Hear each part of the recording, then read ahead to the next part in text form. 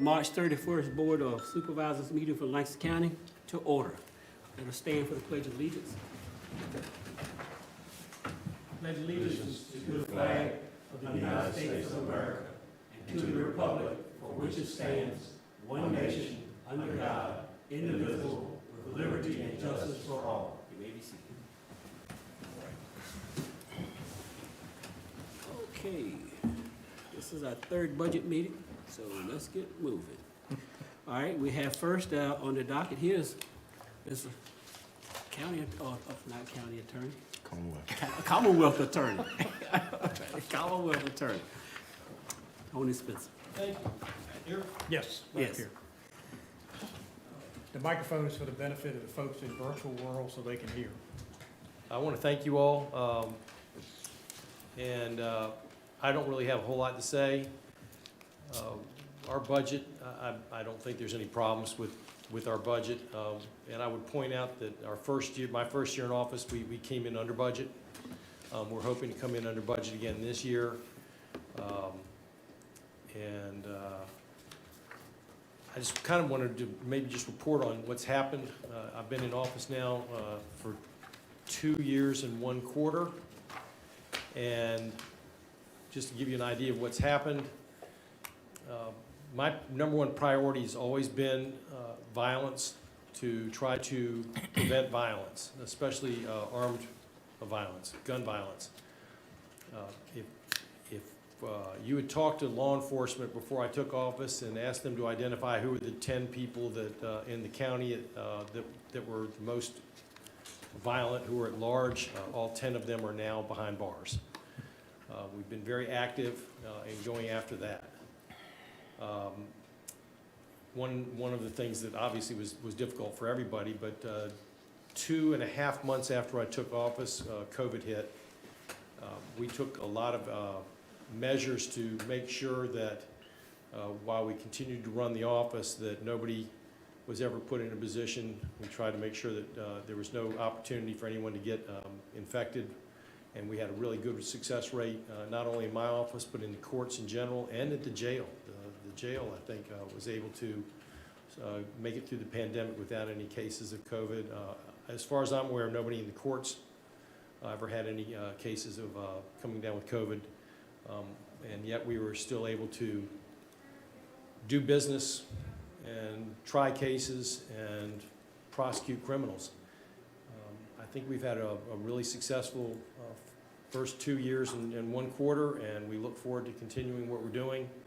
I mainly wanted to come here to be available to answer any questions you all may have. So thank you for your support, thank you for your service, and we are hoping to, when I ran for office, I said the measure of my office's success would be the crime rate. We did see a drop in the crime rate my first year. The state police issue a report on crime rates throughout the state every year, and we got the ones from 2020, and the crime rate had gone down, not as much as I'd like, and I'm very much looking forward to the report that's supposed to come out, I think, in the next 2 months about what happened in 2021. But mainly, I'm just here to answer any questions you may have. I know in talking with the sheriff, he's very happy with what you've been doing, so. Well, I'm very happy with what the sheriff's been doing. I think we're a great team. All right, good. Any questions, comments? No. All right, thank you, sir. And let me just also say, Kilmarnock Police Department and the state police have been very helpful as well. Thank you very much. Thank you all. All right. Thank you. All right. Y'all have a good evening. All right. You too. All right. EMS, Mr. Smith. Thank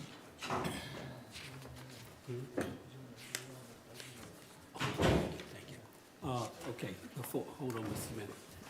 Do we want to get a consensus on the budget? I'm good. I'm good? I'm good. Good, all right, good. Yeah, good, yeah. Thank All right, sir.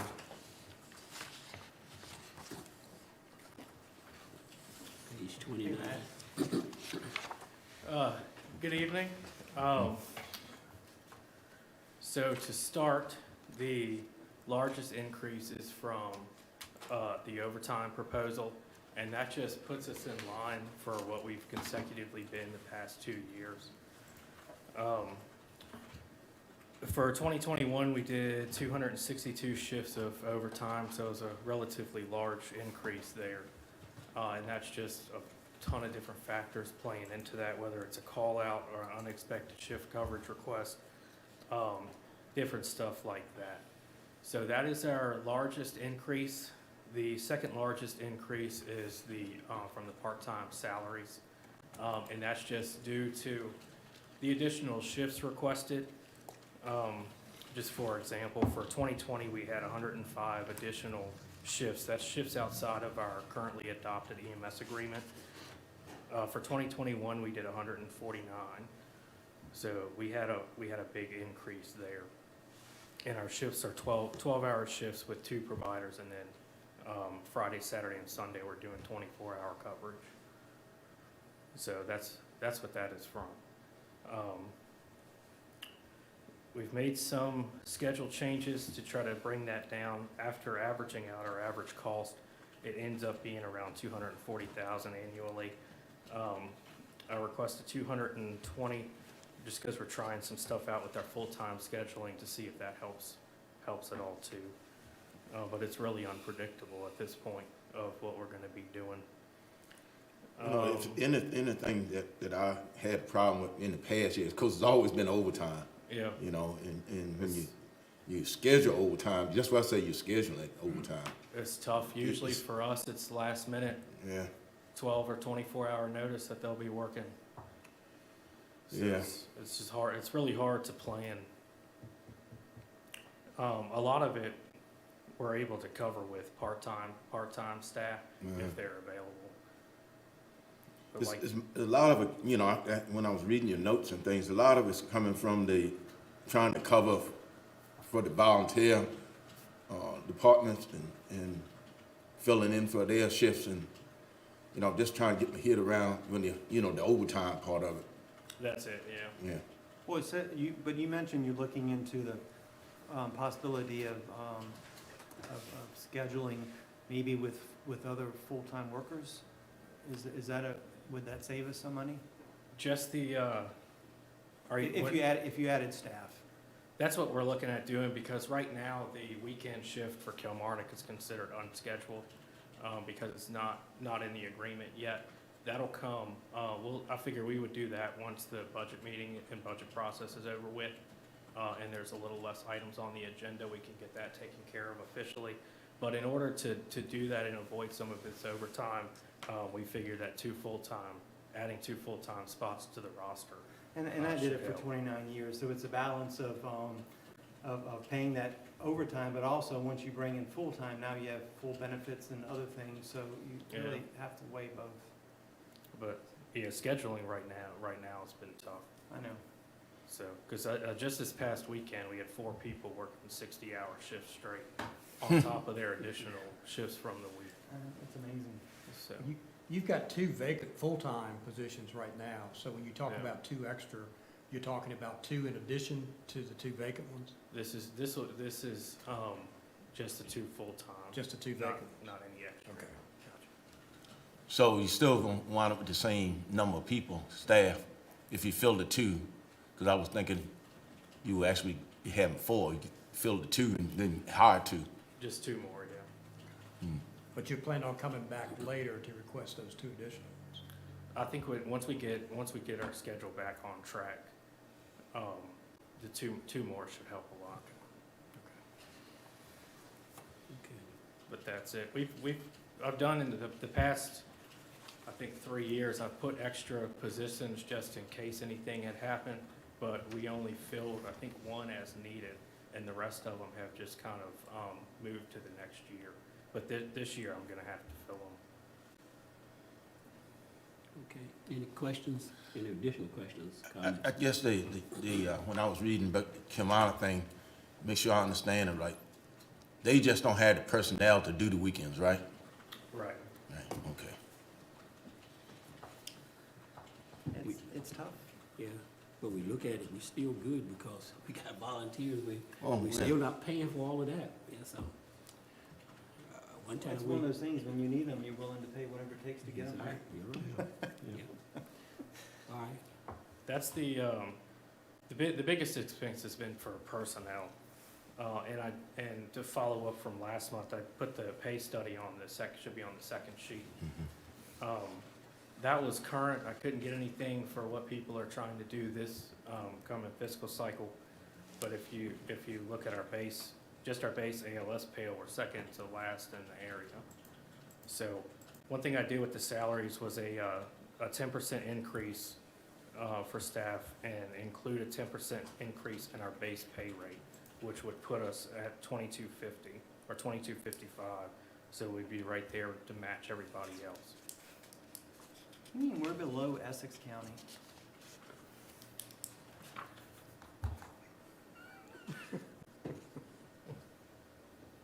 I just got that. Yeah. Don's brother is on the board in Essex County, so we need to work on that. Is there any questions from that account? No.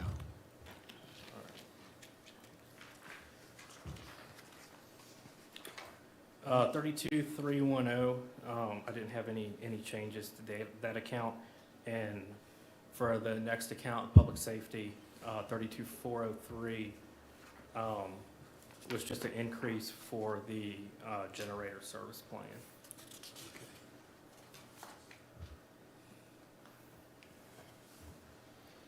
How about the sharps that you Oh, mentioned? I the other forgot to day? mention that. Yeah, that's in your regular budget, right? I had sent out a budget adjustment memo to increase 32,301, 6004. And that's just due to, part of that account is the medical supplies, our disposable medical supplies are up by 20%, and a lot of our items are up by 45% compared to what we were paying last year. And January, I rebid a lot of our stuff out and still got the lowest rates from our current vendor. So that's just how it's going right now. Everything I've had stuff jump $100, $150 compared to what we were paying last year.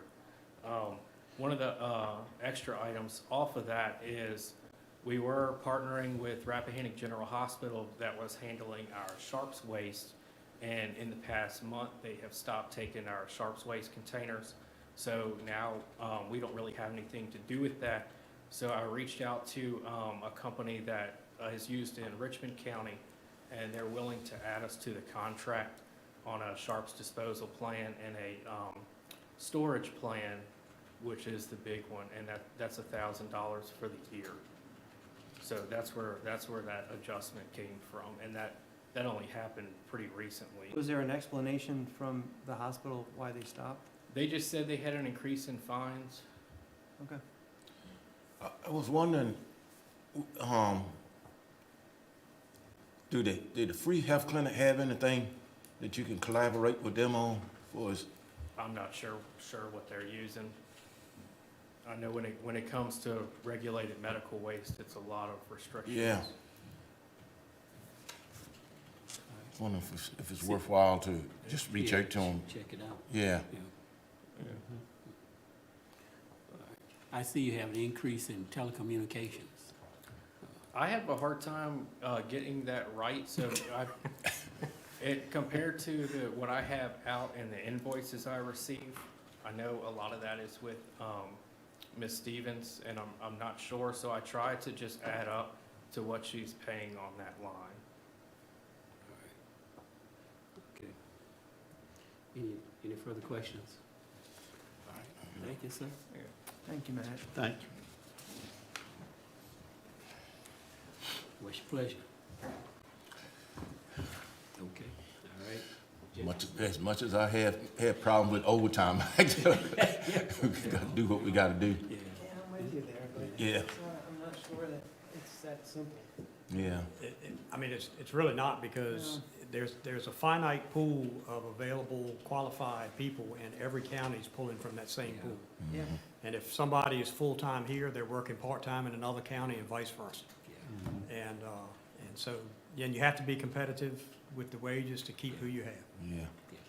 All right. One of the things about that, Okay. I was reading in his notes that if I'm working part-time in another county, then that county is actually trying to get me to come full-time. Yeah, Yeah. that's right. Yeah, yeah.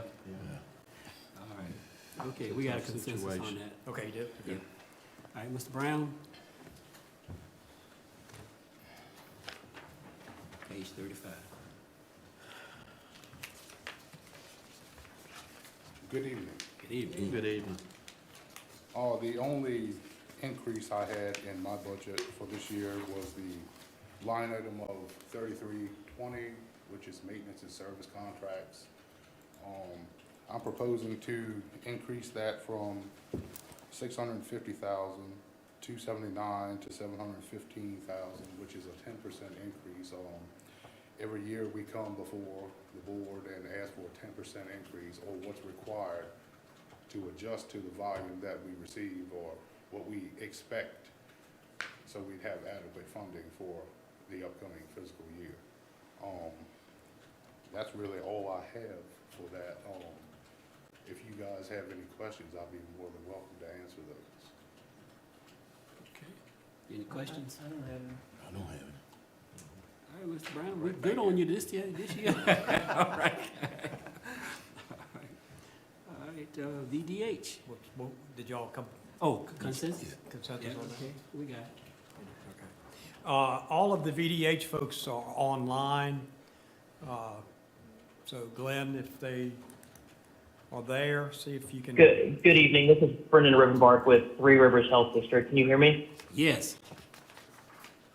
Excellent. No, first and foremost, thank you all so much for the flexibility and allowing us to participate virtually with the forecast this evening and with us covering such a large district. I wanted to make sure our staff and our team was kept safe with some chances of some nasty storms going into the afternoon. So thank you again, Mr. Cameron, members of the board, and Mr. Gill for the opportunity this evening. So knock on wood, it looks like we are transitioning from pandemic response to endemic response, which, you know, through my lens means we are going into a space where COVID will be a part of what we do and not at the forefront of what we do, which means we will continue to offer COVID vaccine and testing capacity in addition to our traditional public health activities of environmental health, infectious disease, investigation, response and treatment, communicable disease, surveillance, investigation and treatment, and then really a lot of our population health type of activities. When it comes to our budget, I will say we are asking for an increase, and I will, I guess, pass the buck over to some of the activities over in Richmond in the Capitol, given that the Joint Legislative Audit and Review Commission in the middle of 2021 redid the formula for the share of the cooperative budget between localities and the state to support local health departments. And for 9 of our 10 localities, that caused an increase in the locality share, and the only other county that didn't see an increase didn't do so because they were already at the legislative cap for what the locality increase should be. So with that being said, for this year, we are requesting $227,148 from the county to support all of our public health activities. That supports our front office staff, our environmental health staff, our nurse practitioner, health technician, registered nurse, and all of the other admin support. And just, you know, for your situational awareness, our environmental health manager is actually based out of Lancaster's facility, so we're very fortunate to have them there to be serving as the main point of contact for the district and for the Northern Net. With that being said, I will pause for any questions that you might have. You probably said it, but what's the purpose, what's the reason for the increase? So the formula was based on per capita income and revenues in 1993. So it took about 20 plus years for them to revisit that formula, and as you can imagine, all of our counties experienced an increase in revenues and per capita income, and that is what that formulary is driven from. Okay, thanks. Any questions? Now, and then just to kind of forewarn folks, that increase was gradual over 3 years, so there was an increase last year, an increase this year, and then an increase next year from a percentage of that cooperative budget share.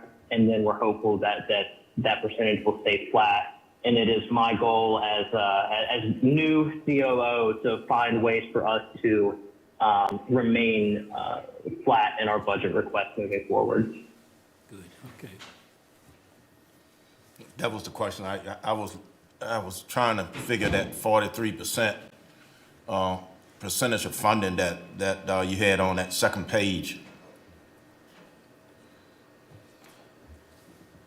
Okay.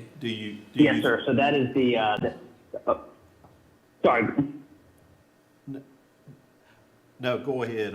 I have another question, but I'll wait till you answer that one.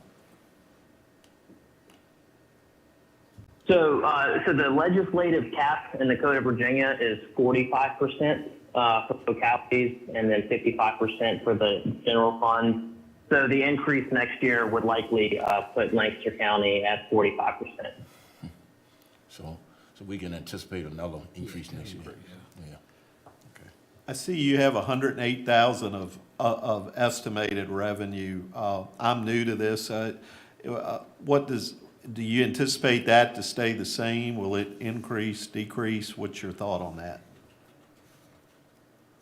So right now, so our projections, we usually take on about a 3-year revenue cycle and project our next fiscal year's budget.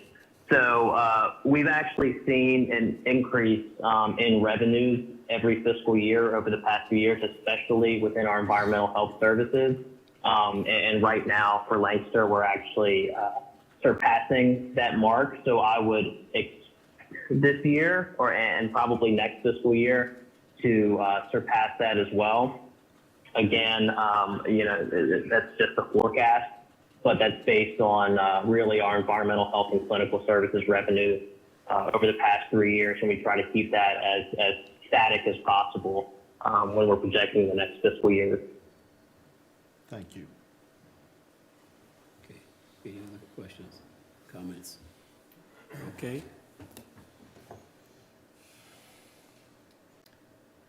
Did any other representative from VDH want to speak? Is anybody else online? That's Okay. it. So Brendan was it? All right. Okay, well, thank you then. Thank you, sir. All right. All right, thank you all, and thank you all for your support over the past few years. Our team is very grateful for the counties and all of your encouragement during our pandemic response. So thank you all, and have a great evening. Thank you, you too. Thank you. All right. Well, look like we gotta do it. You really don't have a choice. Yeah. All right, so we gotta do it. All I right, like so- this number better than the one that was printed. Yes. Yeah, me too. Yeah. Yeah. All A right. 7 can look like a 2, So, or a 2 can look like a 7. I'll put so it. we got a consensus here? Yep. All right, we got a consensus on that. All right. Bay Agent and Bay Transit. All right. It's page 37, okay?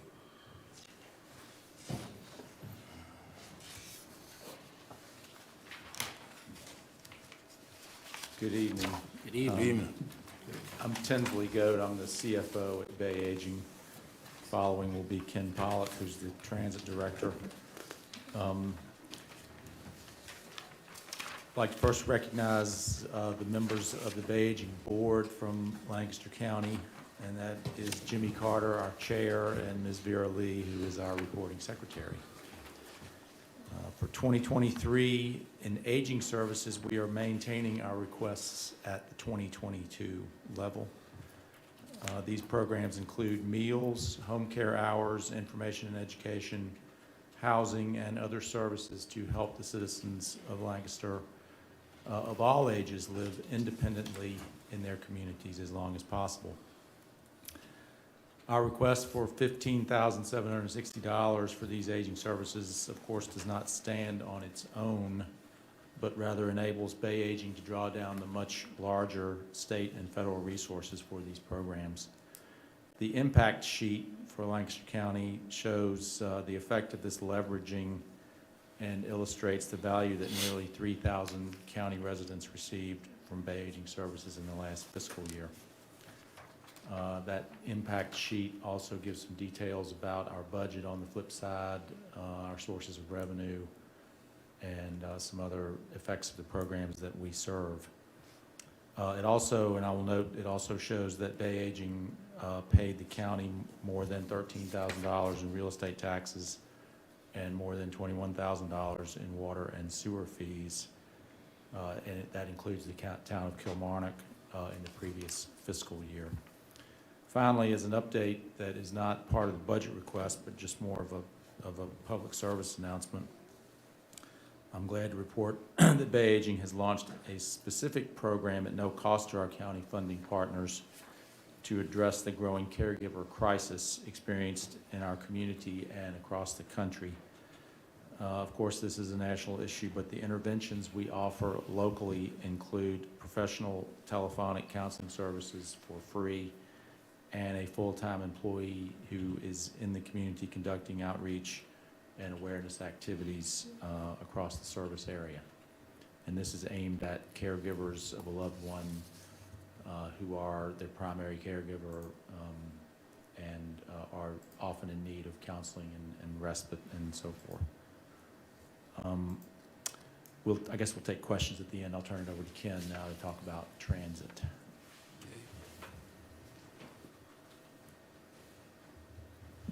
Good evening, I'm Ken Pollock, I'm the Transit Director for Bay Transit. First of all, I want to thank you for 23 years of supporting Bay Transit. We started in December of 1998 in Lancaster County. This year has been very challenging for us. With COVID concerns, we have seen higher rates of COVID infection among our staff, driver shortages that have led to significant overtime, higher prices for fuel and parts, and wage increases in order to remain competitive in the job market. We are pleased that ridership has returned to near pre-COVID levels in Lancaster County. In FY21, we provided 10,879 rides to residents compared to 12,501 in FY19, which is the last full year before COVID hit. It's a difference of 1,600, but if you take into consideration that for the last 2 years we've had to reduce the capacity on our buses from 14 to 7 due to social distancing requirements, we're pretty pleased with what we've got. A lot of that has to do with the COVID protocols that we instituted. We suspended fares for the last 2 years, although on Monday, April 4th, we are reinstating fare collection throughout the entire Bay Transit service area, and that is $2 per ride on the door-to-door service. We also provide free masks and sanitizers to all riders. Public transit has not been exempted yet from the mask rules, so drivers and passengers are still required by the Federal Transit Administration to wear masks. We put up plexiglass shields around the driver area, and we installed plexiglass behind each seat of the bus, kind of like a sneeze guard, to protect the passengers from each other. Our award-winning marketing campaign, known as Good to Go, is aimed at reassuring the public that it's still safe to ride on Bay Transit. We promoted the campaign with flyers, we did a YouTube video, and we've even placed some ads on the sides of the buses that say Good to Go. We also offer a New Freedom program that offers rides to seniors and people with disabilities that need to get outside of the Bay Transit service area. This is a free service. It's free to the county. There's no additional cost to the county. There's a slight cost to the riders. Mostly it's people that need to get to VA hospitals in Hampton and Richmond and specialized medical services that aren't available here. It's a very popular program, and we provided 437 rides to Lancaster residents through that New Freedom program. Looking at the impact of transit on Lancaster residents, a couple of examples. We have a new rider in Weems that comes to Kilmarnock and goes to TriStar, to the doctor's office, and to physical therapy. She's pleased to be able to have the independence to get from Weems to Kilmarnock on her own. Another woman, Barbara Cole, whose name was used with permission, uses our New Freedom service, and she says, and I quote, "The New Freedom program is great and the drivers are a pleasure to ride with. I'm grateful for the service in these hard times." For this year, FY23, we are requesting $63,666, an increase of 3%. This is due to the aforementioned labor and fuel increases that we're facing. I would like to note that in FY21, Bay Transit was able to access CARES Act funds that were specific to transit that allowed us to waive the local match requirement entirely for that year. And furthermore, by the time we had that funding in place and waived, Lancaster had already paid us $20,000, which is now to be credited on your FY23 request. So the actual request that we will be asking for is $43,666 because we had that credit still from FY21. And that's all I got. Any questions for either of us? I love credits. Me too. Sounds good. I like the sound of it. Thank you guys so much. All right, thank you. It's a great service. All right. I'm good. All right, thank you, sir. Thank you very much. All right, good? Yeah. I'm good. I'm good. All right, consensus.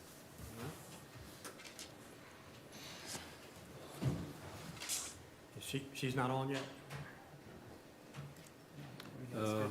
Yeah. Mrs. Hodges, Linda Hodges? Not up there. She's not on yet? Okay. Yeah, We can come back to her. yeah, we can come back. All right. Ms. Pinker, Department of Social Services, page 38.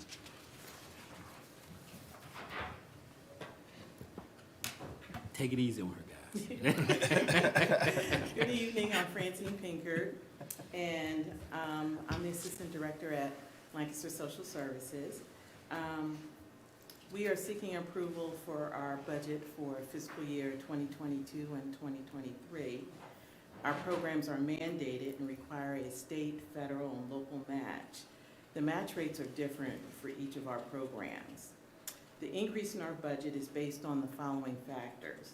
The agency is now fully staffed, cost of living, salary, health insurance, FICA, and VRS increases, and a local match for a new budget line. At this time, we do not know our budget for fiscal year 2023 from the state. I also bought some brochures for some of the new board members and the other board members that will tell you about our programs at Social Services. And I just want to thank you for your support.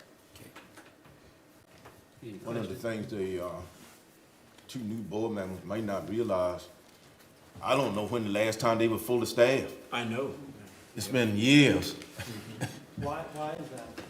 It's just a challenge to attract new hires to Oh, this so it area. wasn't- We're a rural Not area. because of and- finances, because of the employee pool, Right, and Finances too. finances as well. finding new hires, and they're usually attracted to bigger areas in the state. Right. So we are very fortunate that we're fully staffed. Okay. Good news. All right. Any other questions? All right. All right. So why are we flying to this? Should we be asking more questions? I feel like We we're got way the ahead. opportunity. We got the opportunity. Let me think of a question to ask. I It'll think be a we- longer recess I- between meetings then. Yeah, well, I think when we hit 7 o'clock, we're gonna Okay. slow it down. We slow down. Thank you. Thank you. Okay. All right. Okay, sir. We gotta do what we gotta do. Yep. Okay. We good? Yep. She's on? Okay. All right. I'm good. All right. Got a consensus here. All right. Now we're going back to Mrs. Hodges. Mrs. Hodges, you up? I am, okay, thank Yes, you. all right. I want to first thank each of you for this opportunity this evening. And again, a shout out to Mr. Gill for helping me through so I could be meet with you through Zoom. So, as always, I appreciate the opportunity to meet with you and to thank you for your support of the Community Services Board over the past many years. And I do want to acknowledge, although she's not there, our newest board member from Lancaster, Maria Jones. She has attended one meeting, and we hope to do some orientation with her and a couple other board members in the near future. What I've provided for you prior to this meeting is some information on how we served Lancaster County in fiscal year 2021. And I just want to highlight a few items. In the last fiscal year, we had 101 individuals from Lancaster who received what we call same-day access assessment, which was significantly higher than the previous year when we offered 59. So we get at least almost a half, certainly a 1/3% more of individuals we've served in an assessment.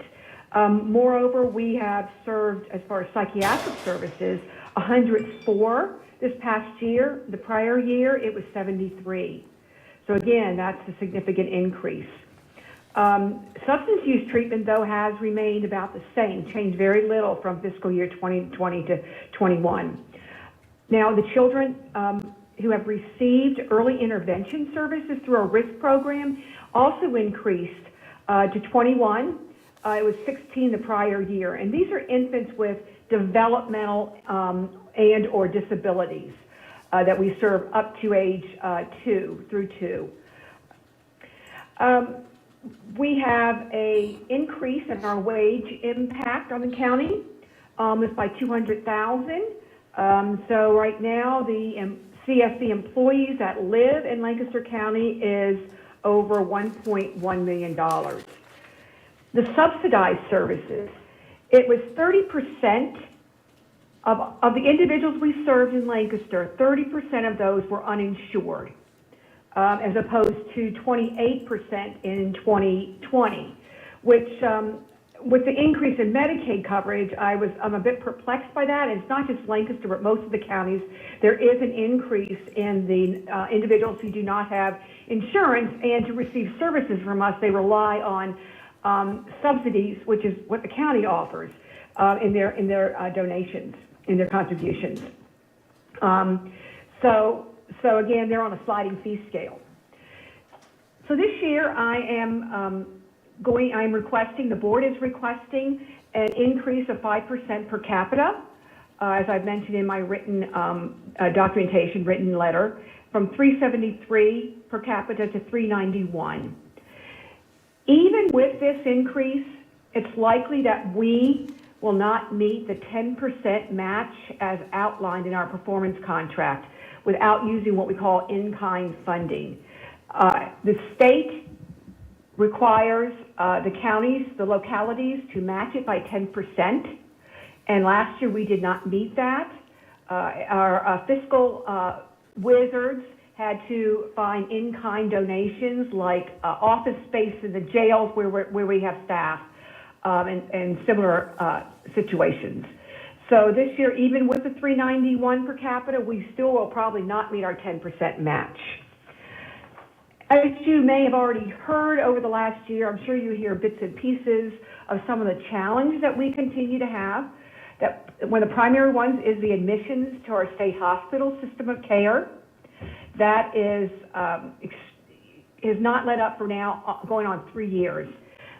People wait in the emergency rooms for days, sometimes up to a week, awaiting a bed in a state psychiatric hospital. And what often happens is that law enforcement has to stay with them, and that's very costly. We've had workforce challenges. I think I heard the tail end of the person who spoke before me talk about workforce challenges. We have had a significant workforce challenge, and most especially in mental health outpatient, where we have recently, at the end of January, had to suspend new services for adult mental health outpatient. And it's a very difficult time because more people are in need of and requesting services due to the pandemic. So with that, I would be glad to answer any questions you might have. Any questions, fellas? All right. Well, we don't have any. We don't have any questions. Thank you for your presentation. Okay. All right. Thank you very much. You're welcome. Have a good evening. Good evening. Yeah. All right. What's your pleasure, gents? I'm good. All right. All right. Consensus? Yeah, you don't really have a whole lot of choice on that one either. No. We don't. No. All right.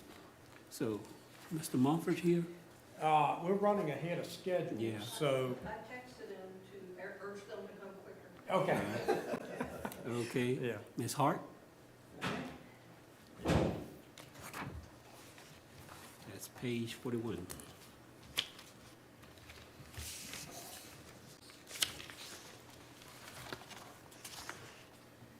Hi, I'm from the Lancaster, Virginia Historical Society, right across the street, which many of you may have known as the Mary Ball Washington Museum and Library.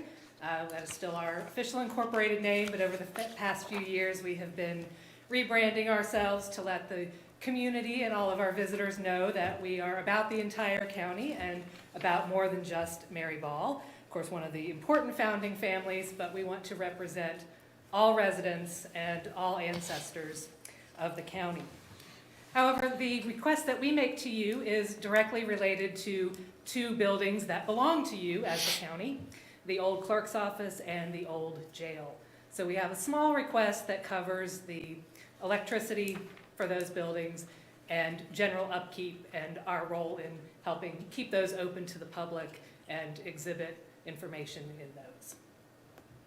So I'm happy to answer questions for anyone who has not familiar with what we do. Questions? I'm your representative from this board, and it's nice to meet you. Please come over. I've said, things have been a little quiet during pandemic. We are getting back in the swing of things and doing more activities, using the wonderful grounds and the great relationship we have and the opportunity to use the old courthouse green.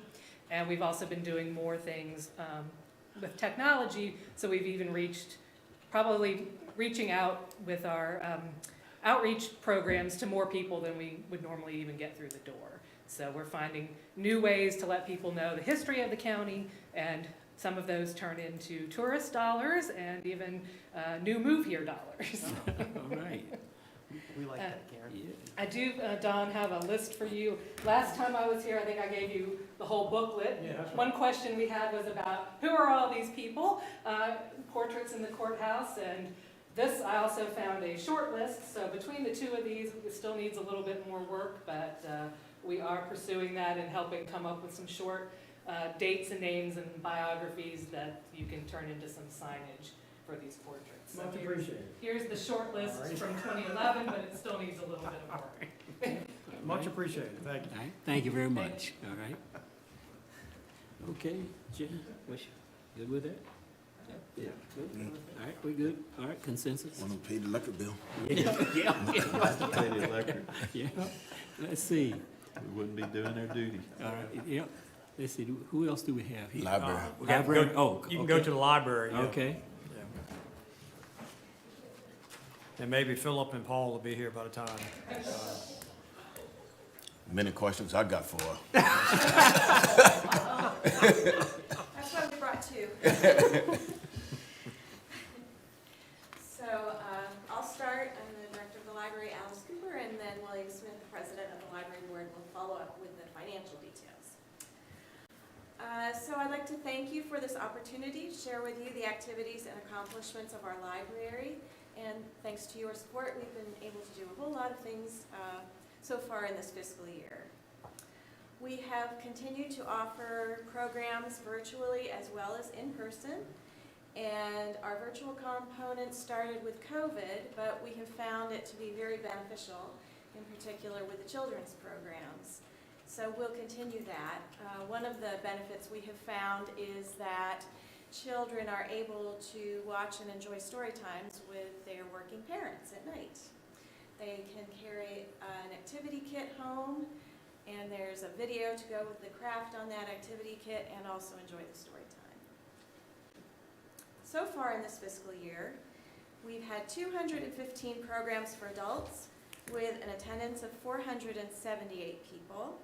We've had a couple of book groups, mahjong, bingo, Sundays at 2, and probably our biggest hit is the technology help.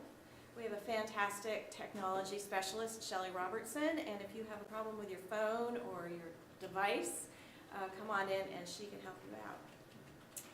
Our children's programs are going great guns. We've had 358, and the total attendance number is astronomical thanks to the internet. Our attendance for those has been 17,720. So that includes views on YouTube and on Facebook as well as in person. Computer and Wi-Fi usage continues to be very important and critical to our community, And so in this first 8 months of our fiscal year, we've had usage of 39,972 sessions between our Wi-Fi and our computers. And we've issued 369 new library cards. That's one of the great things with having so many people move to the area. They are coming in and getting library cards as well. In January, we hired Kate McCarthy as our Teen Center Coordinator, and we are excited that this summer we're going to have activities and programming for all ages with the library-wide theme of Read Beyond the Beaten Path. Lastly, I'll mention exciting upcoming in the next fiscal year activity is regarding our Storymobile. We have operated our beloved Storymobile since 1991, and it's with the original vehicle. So we have been very fortunate in receiving grants from local foundations to fund a new mobile library. It was originally scheduled for delivery this summer, but Farber Specialty Vehicles has told us the supply chain issues is causing a delay, sadly. So they expect that it will be delivered November of 2022. Once it gets here, we will have the exterior designed and wrapped or painted by local businesses. So the new mobile library is going to offer the services of our Storymobile, but also basically be a library on wheels.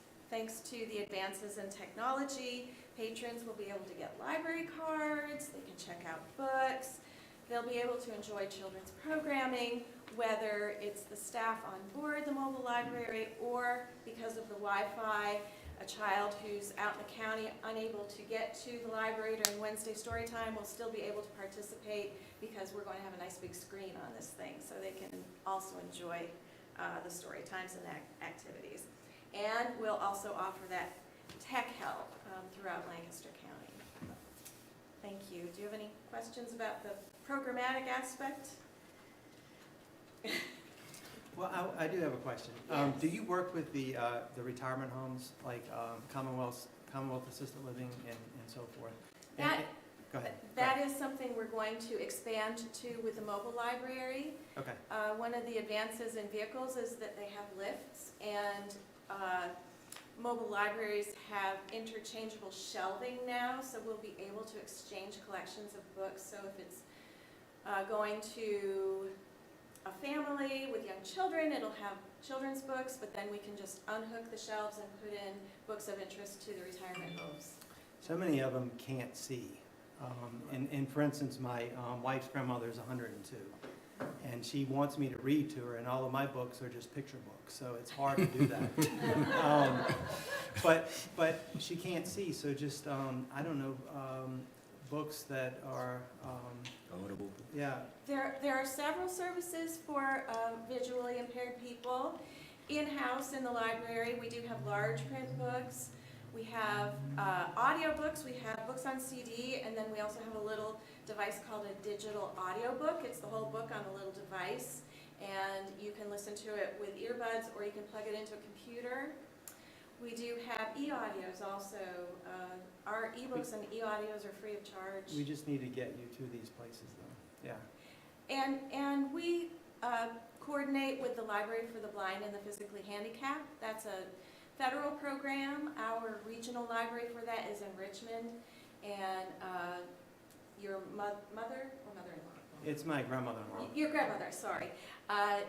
Can sign up. We can help you get her signed up with that service. And they have a special device that's very handicapped accessible for audios. Okay. Thank you. Thank you. Good evening. As far as the financial part of the library is concerned, I'm William Smith, the president of the board.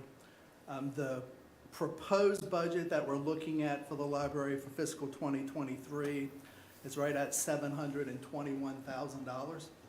That's a 5.25% increase over the current year.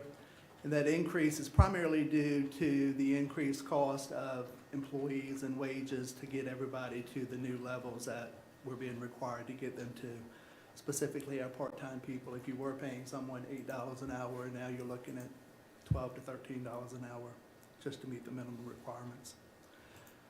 The County in the past has provided 17% of the funding for the year for our library.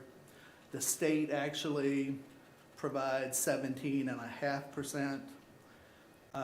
This year is going to be a challenging year for the library because basically where we are right now, we're looking at a deficit of about $250,000. The $190,000 is what we pull from our endowment account every year.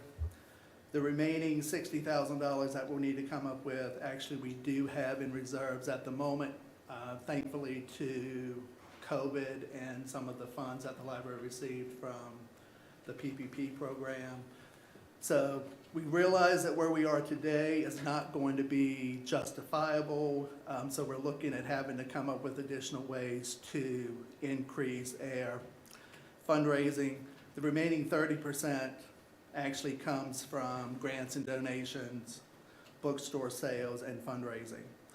We're basically asking for level funding from the county. However, if you're looking up here, it is a $10,000 increase, but the library was actually cut $10,000 last year from the year before. So basically what we're asking for is level funding from 2 years ago. And I'll be happy to address any. I was trying to remember, and that's bad for me, but we got into a discussion about the county, the local having to put in so much before you get so much from the state, that type of thing. I think that's where we got into that $10,000. Right. There was an equation that the state basically came down and said in order for us to receive state aid, we would have to put in an additional $10,000, and we were requesting the county to put in the $10,000, which you did. Mm-hmm. Last year, that $10,000 was actually taken back, and you gave us $10,000 less. So what we're asking for is just that. And the $10,000 reason to be that, replenished. and the reason that 10,000 was added the year before was because I voted along with the ones that said to give it. Mhm. But it was based upon you going forth and raising additional funds. And when it came back, and I asked the question, to what I can remember, no additional funds had been raised, so that I voted against it, the additional 10 and took it back. So We have been trying to raise additional funds. However, with the past 2 years of COVID, it's been somewhat difficult for us to have any type of major fundraisers. This past year, our major fundraiser is a lottery that we do, and we have always sold all of our tickets. This past year, we did not sell 135 of those tickets, so this past year, we lost $13,500 in lottery sales because we weren't able to sell those tickets either. So it has been challenging the past couple of years trying to raise funds.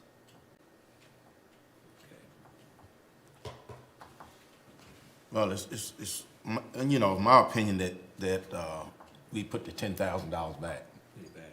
from. Especially if you took it away. Yeah, we did take it away. Well, we took it away.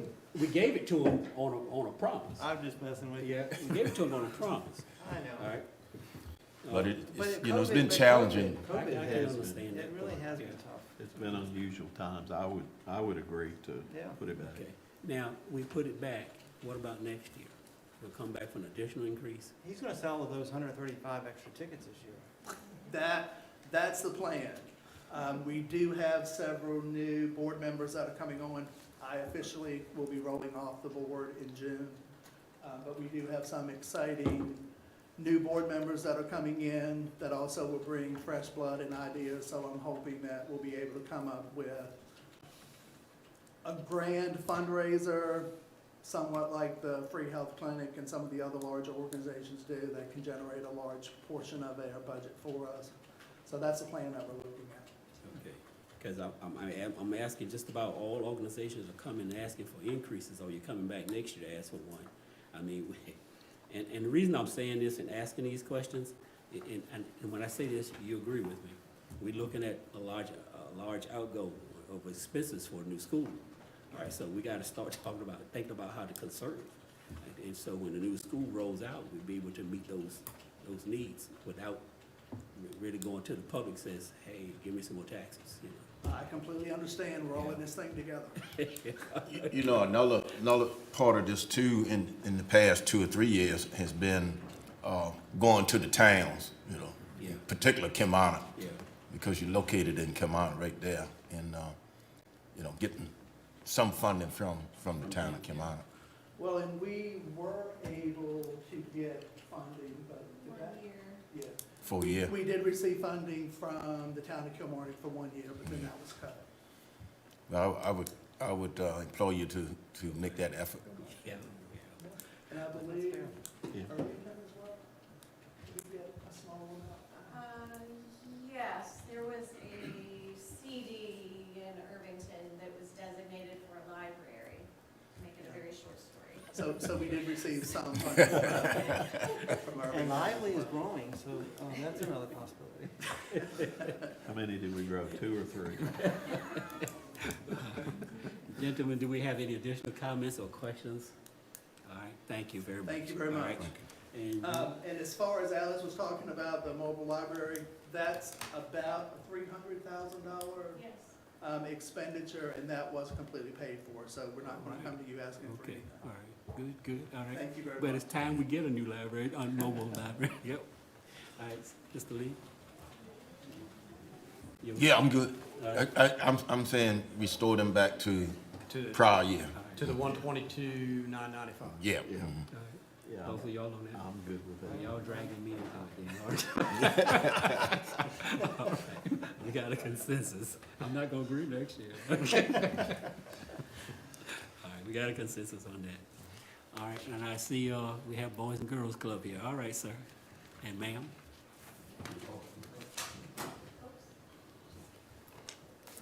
We're sort of ahead of schedule because the people haven't been taking a lot of time. They just get right to the point and put it out there. I don't like the schedule. Yeah. The fact that you're doing this year is actually pretty nice. You don't have to sit 2 hours, but thank you. Yep.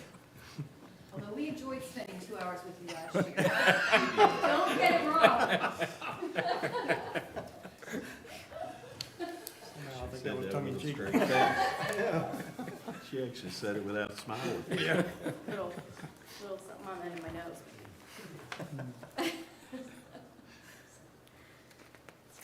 You ready? Okay, yes. All right, your timer. I'm Jill Sears, and I'm the Marketing and Development Director, and with me is Philip Mumford, our Executive Director of the Boys and Girls Club of the Northern Neck. We're grateful to be here again with you this year to present and talk to you about the needs for the Boys and Girls Club. The Lancaster Board of Supervisors has been supporting the Boys and Girls Club for many years, and with your help, the club has provided hope and opportunity to literally thousands of Lancaster youth. For 14 years, we've been dedicated to our mission to inspire and enable all young people to reach their full potential as productive, caring, and responsible citizens. With your help, we have navigated the twists and turns of COVID, and in 2021, we served 305 Lancaster youth. 208 of those served were aged 6 to 12, and 97 were teens.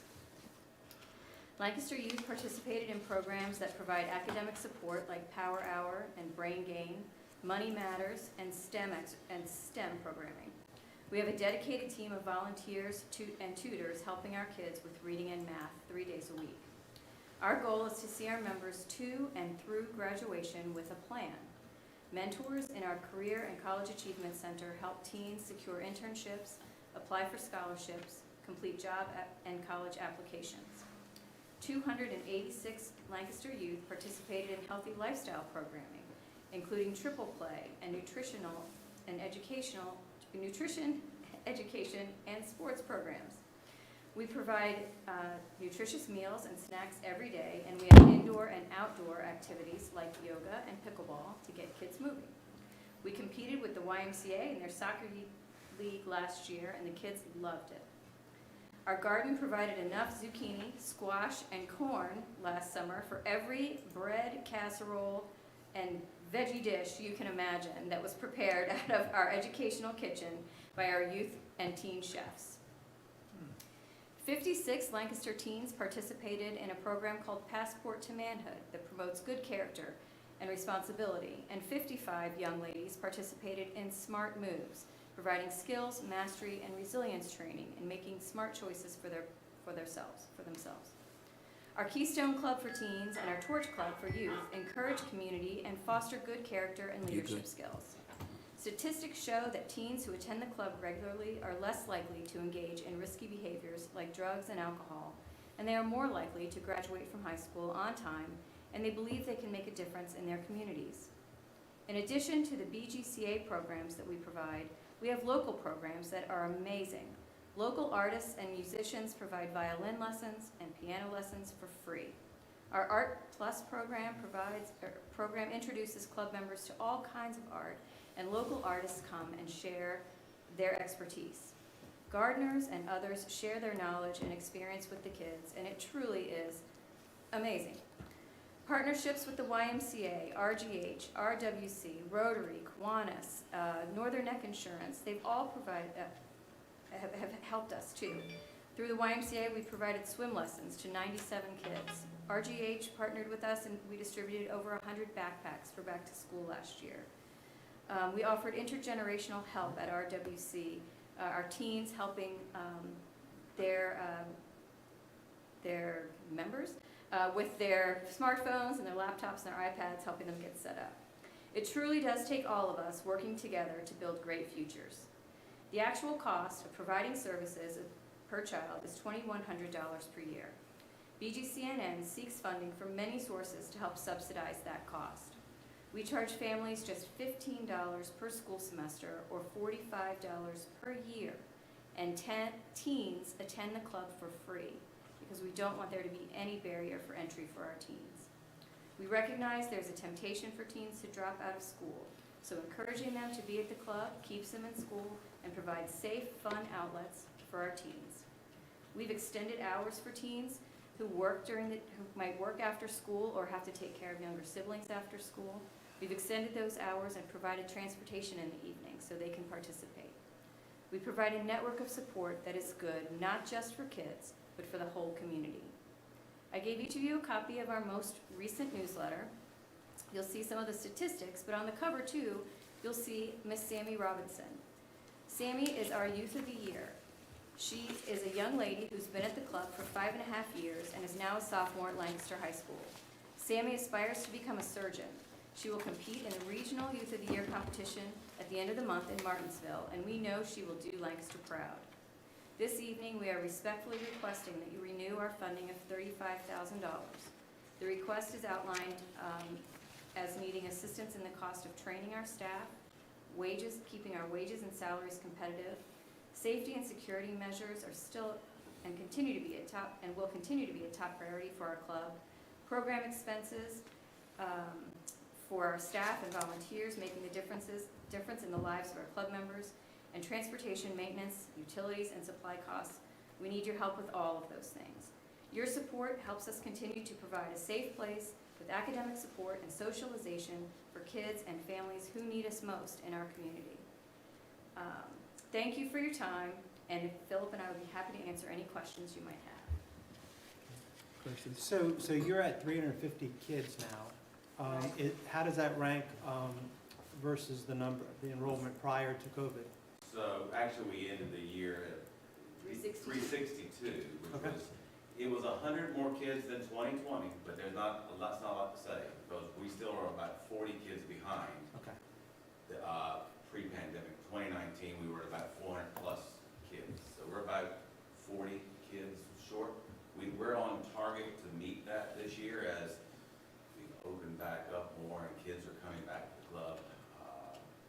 We're almost to our pre-pandemic ADA, average daily attendance. We're probably about 10, 15 kids a day short of that, but I expect that by this summer we will be back to full speed, hopefully. Good. How do you work with the schools and the Y?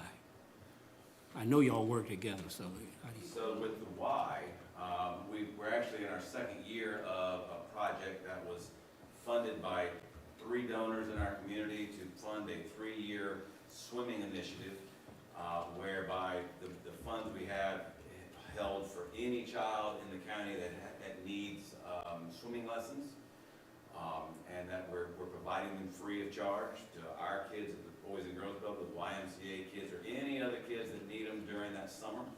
It's a 2-week session, and they send us the bill, we'll send them the kids. And that we're working together with that one, along with some opportunities to bring our teens together at Camp Kokoka, where we're trying to build some team building opportunities out there with their resources. With the schools. Can Oh, I please. interject for the Y too, sorry.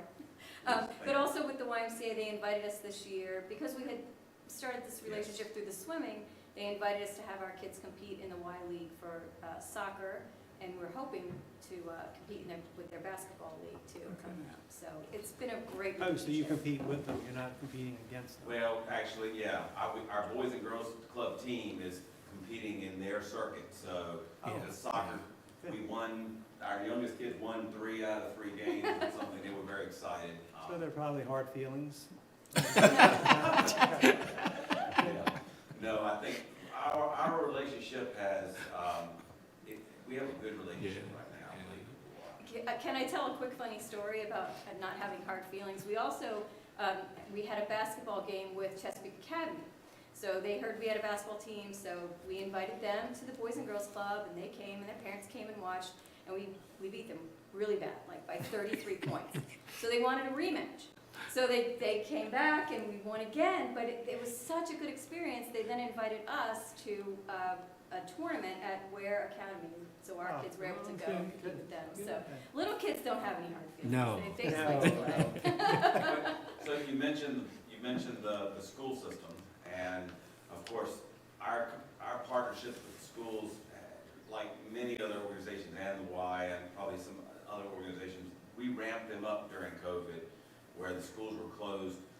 We were in communication with teachers, the superintendent, the director of instruction, almost weekly to at least twice a month, trying to make sure that our kids were getting what they needed. Now we've backed off of that as often, but we still have a pretty good relationship with calling them around, making sure that we're able to get the school information when it comes time to report cards. We need to know that information so that we can help share that with the tutors and the mentors that are working with the kids to try to get them from that maybe D or C up to an A or B. And so we're working really hard to work with them in that way. And they're great for, if we send them a flyer to help promote our spring break, when they're closed, we'll send them our flyer and they'll make sure that they go home in the backpacks and our summer camps as well. We provide free childcare for our teachers too in our schools, so we've made sure that we've reminded them of that and invited the teachers to bring their kids to the Boys and Girls Club. And the last thing, I guess, we're all having a hard time finding bus drivers. I have 2 bus drivers on my team that CDL that aren't full-time at the schools, and they've been able to call us, and we will help them out as long as they help us out, and we've kind of worked with helping them in that situation from time to time. So. How's the fundraising been going last? Well, as the development director, I can sadly tell you that we haven't been able to have our annual fundraisers for the last 2 years. So that big community gala fundraiser hasn't happened. We're still, though, diligently seeking funds from individuals, grants. We've gotten some new grant money that we hadn't had before, and we would keep working. If you look at our financials, which we provided, you'll see that of course, through 2020 and 2021, there was a lot of support, right? Not only this community, but across the state, that have been provided to help organizations like ours. But when I look at the actual dollars raised, it's probably at or below, outside of those special grants. So we're working on it, because as we thought it would get cheaper, it would get less expensive after COVID, but the fact is with the increase in wages and salaries, that basically took all of those potential savings we were going to have by lessening our hours of operation after the kids went back to school. But then the which was rightly so, we needed to increase pay, but by doing that, that increased our bottom line by like $80,000 this year, just one incident of that happened. You've certainly done well over the 5 years you're showing in your grants and trust income. And I guess what we're getting to, I would just want to make sure I'm clear, is it took a $500,000 increase the last year. I guess a lot of that was COVID money and those things coming in there. They're one-time things, not recurring things. Correct. Okay. So it might have looked great, but now we're kind of concerned on, how are we going to either continue this, or how are we going to meet the challenges that are just still unknown that are coming forward. Well, I'd like to say thank you for the job that you all are doing with the children in Lancaster County. Same thing for the library too, say that, and not just the children, the other people in the group. Partner with the library too. Yeah. Thank you, Alice.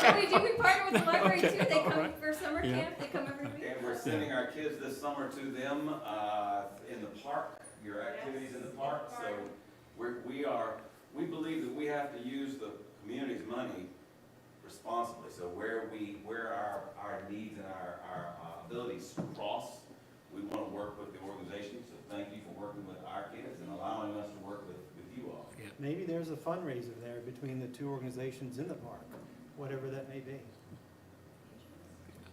And the town of Kilmarnock will give 10,000, I'm sure. Get them to put the seed money. I'd be open to talk about something like that. Okay.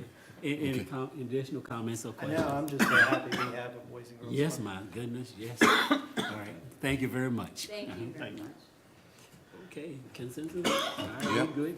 Consensus? Yeah. Consensus, all right. Mr. Chacatano texted me and said he'll be here in about 5 minutes. In so- about 5 minutes, he's the only Yes. one left. But in the meantime, Yeah, sure. It's pertaining to him coming. okay. Do you know the tax situation with Richmond County?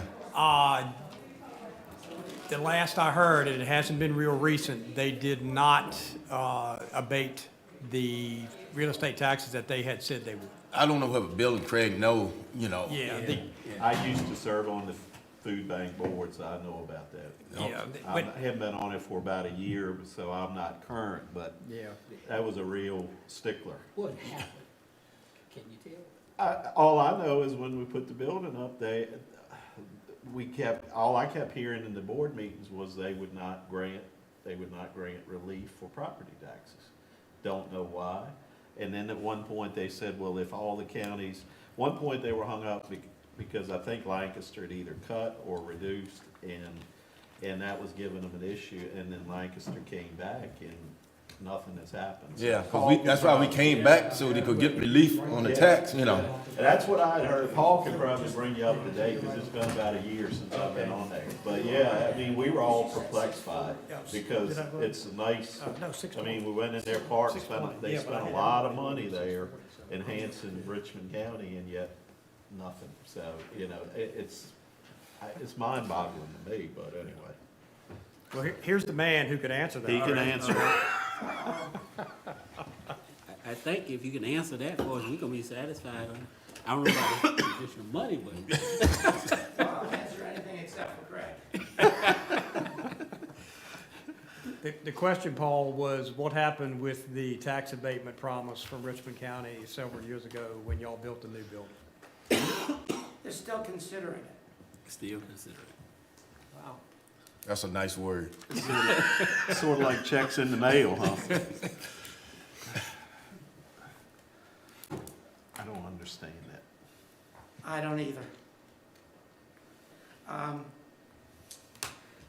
So, good afternoon, gentlemen. Are we on? You're on. Yeah, You're we on. Yes, sir. Okay. So, You're talking to the world. yes. That's true too.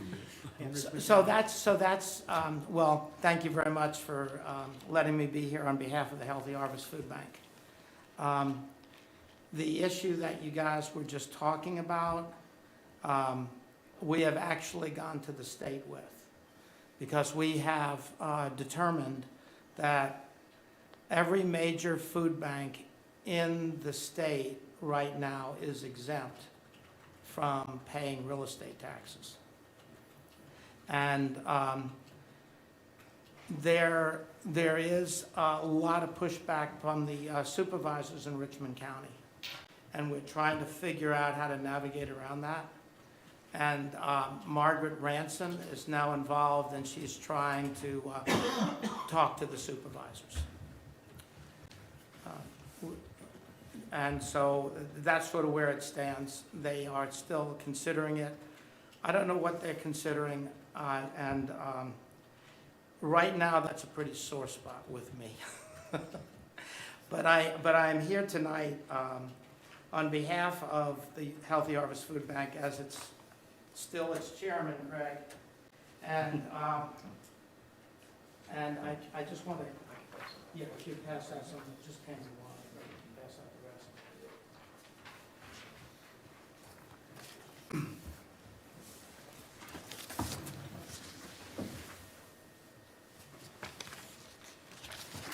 The Healthy Harvest Food Bank is one of the charities that I've been most blessed to be part of.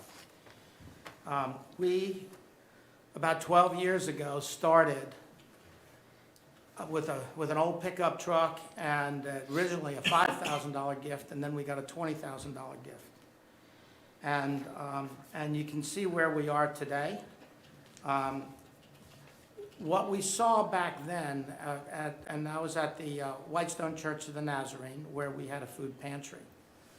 We also knew of 4 other places in Lancaster County, well, 3 in Lancaster, 1 in Northumberland, where there was several older folks that were running pantries. And they were actually going to Food Lion and TriStar and buying the food.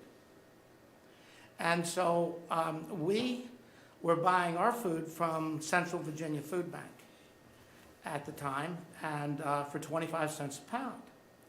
So we started going up there, making our runs, and buying food for the other pantries. And from there, it grew to the idea that Central Virginia Food Bank was not serving the needs of our community, even though it was in their defined territory. So several of us got together and we created a 501c3 called the Northern Neck Food Bank. And the growth was explosive from there. The Jesse Ball DuPont Fund was one of our biggest, earliest supporters. Through Craig's church, we received several grants from them, and it really got us going to the point today that we are in 6 counties, delivering over almost 2.1 million pounds of food to over 7,600 people. And we are not fully servicing the needs of those counties. There is still food insecurity in the 6 counties that we're in. But we have made a dent in it. And in fact, in Lancaster County, the food insecurity rate is one of the least in the area. And if you look at the service area quick facts, you will see that the value of the food that we have delivered in the last year to Lancaster County residents valued over $838,000. And we are now having a weekly backpack putty program for 120 children in the county. We have 2 senior programs going on in the county through 6 food pantries.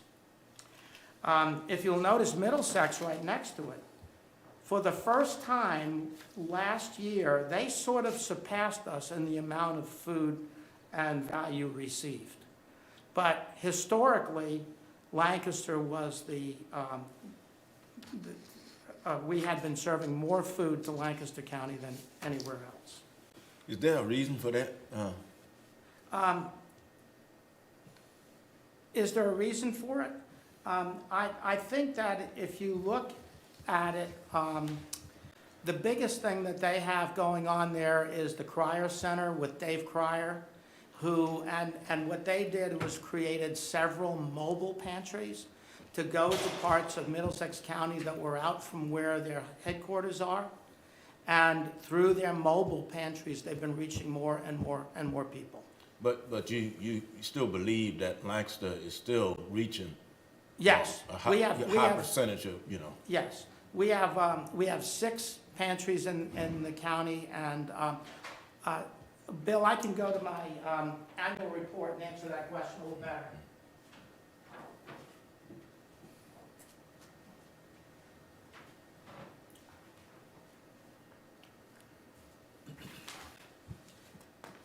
Have you guys ever seen this? This is our last annual report. I've never seen it. Bill, okay, I've got several copies here. Yeah. It's not so much that Middlesex surpassed, Lancaster, anything like that. I'm just talking about, are we reaching everybody we need to reach? Yeah, and that's One of the things, why I just finished the month doing Meals on Wheels, and I know that's different, but I've been doing that since 2003.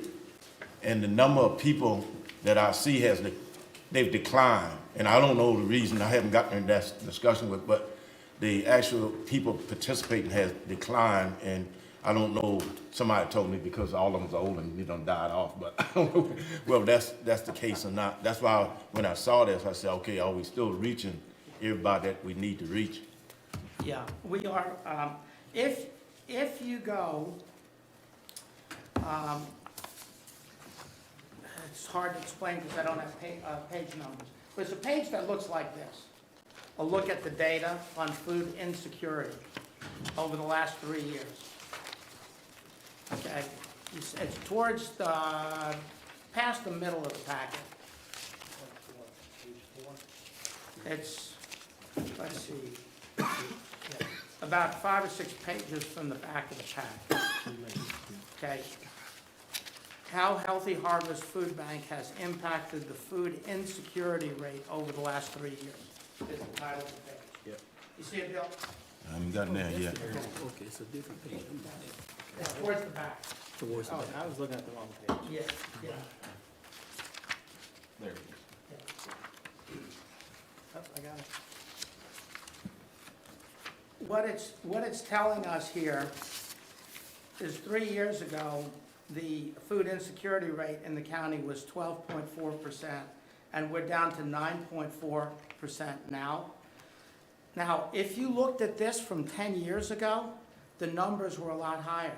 And if you just glance at Essex County, just in the last couple of years, we put a food pantry in Essex County where their food insecurity rate was over 15%. And you can see just in the 3 years, we just opened that food pantry 3 years ago, the impact that having that one pantry in Essex County has made.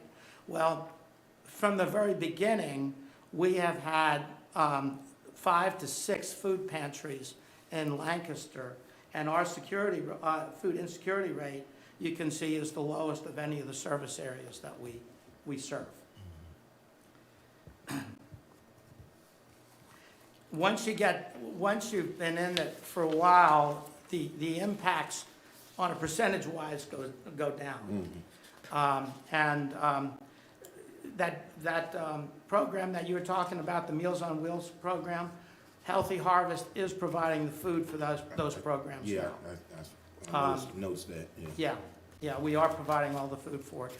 We are even providing dog food now.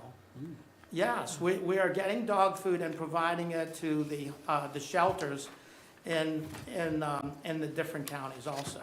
We started in Richmond County, and I believe we are also in Lancaster now. But no cat food. That's discrimination. I own cats. I'm with you, man. What percentage, and one time I knew this, what percentage of fresh food are you doing compared to other food banks? Because of our locality, I know where you're located, you're able to get a lot of fresh products. Last year, over 42% of the baskets of food we provided to people were fresh produce. Our goal, our ambitious goal 8 or 10 years ago was to get to 40%. And we have stayed between 40 and 45% now each year for a number of years. Shelf-stable food is good, but what we're doing now, we're trying to educate people into healthy ways to prepare food. And towards the back of that report, if you just go from that food insecurity page and go a couple of pages back, there's a section in the annual report that talks about a glimpse of the future. And this is a project that that includes, well, we're calling it Healthy Harvest Fresh, but it is an aquaponics program that's been approved by our board, and it'll reside on the site of our campus. And what that will entail is we're going to have tanks with tilapia in them, and then a hothouse. The food, the nutrients from the fish supply the nutrients to the vegetables. Mm-hmm. And there's numbers in here about what we can expect to produce. But we're also building with it a demonstration kitchen. And we have talked to the school systems, the 6 school systems that we represent. And once it's built, we'll have elementary students coming in and planting plants. And what kid doesn't like to look at a tank full of fish, right? And as the plants grow, we'll harvest the fish along with the plants that the children have grown, call in their parents. We're building a demonstration kitchen to show them how to prepare the fish and the vegetables. We think this will open the eyes of a lot of children to future opportunities. So we want to use it as an educational center to go a step above where we are in delivering fresh food and produce and shelf-stable food to all our residents. So this year's request, we're again asking for $5,000, and we hope you'll honor the request, because we are providing more food, or just about as much food, to Lancaster County now as anyone in our region. And historically, we have done that. How did that contribution compare with the other counties, the other 6? Some of our counties, Bill, we're requesting $10,000 and $12,000 from. I guess I'm talking about what you're actually receiving from those counties. Yes, we have. Lancaster is the least. Mm-hmm. I'm trying to think of the numbers. In lieu of tax abatement last year, Richmond County, I believe, gave us $5,000. Some of the other counties, like Middlesex, I believe they're at 10. So Paul, when I drink wine at night and take Tylenol PM, I get some amazing ideas. So I was thinking about solar panels, and I am not a huge proponent of solar panels because I think we need our farmland. So I was thinking about, if I ever have to compromise and to give in to solar panels, what if the owner of the property actually gave some of its farmland to the food bank to have gardens or so forth? And these would be not just a buffer to hide them, but to be used for something very important.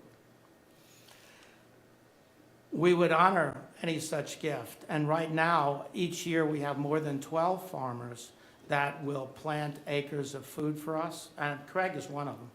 Right. And he will set aside an acre or 2 of food with the idea that we're going to have volunteers to help harvest that crop. And then we distribute the crop after it's harvested. We have talked to one potential donor out on Route 200 in Northumberland County that's actually would give us a land lease for $1 on about 5 acres if we can find a farmer that would till it for us, and then we would harvest it. So we are thinking that way also, Bill. Okay, good. I can just speak from experience on that. One of the toughest things when you grow this is, like last year I put in 2 acres of sweet corn.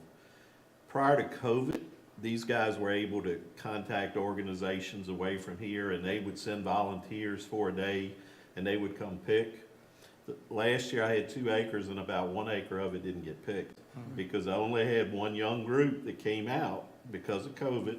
They picked, but because you're picking in the heat of the day and all, they couldn't do but so much. So that's what you're fighting, is more of a manpower issue. I think they could get land and put it in.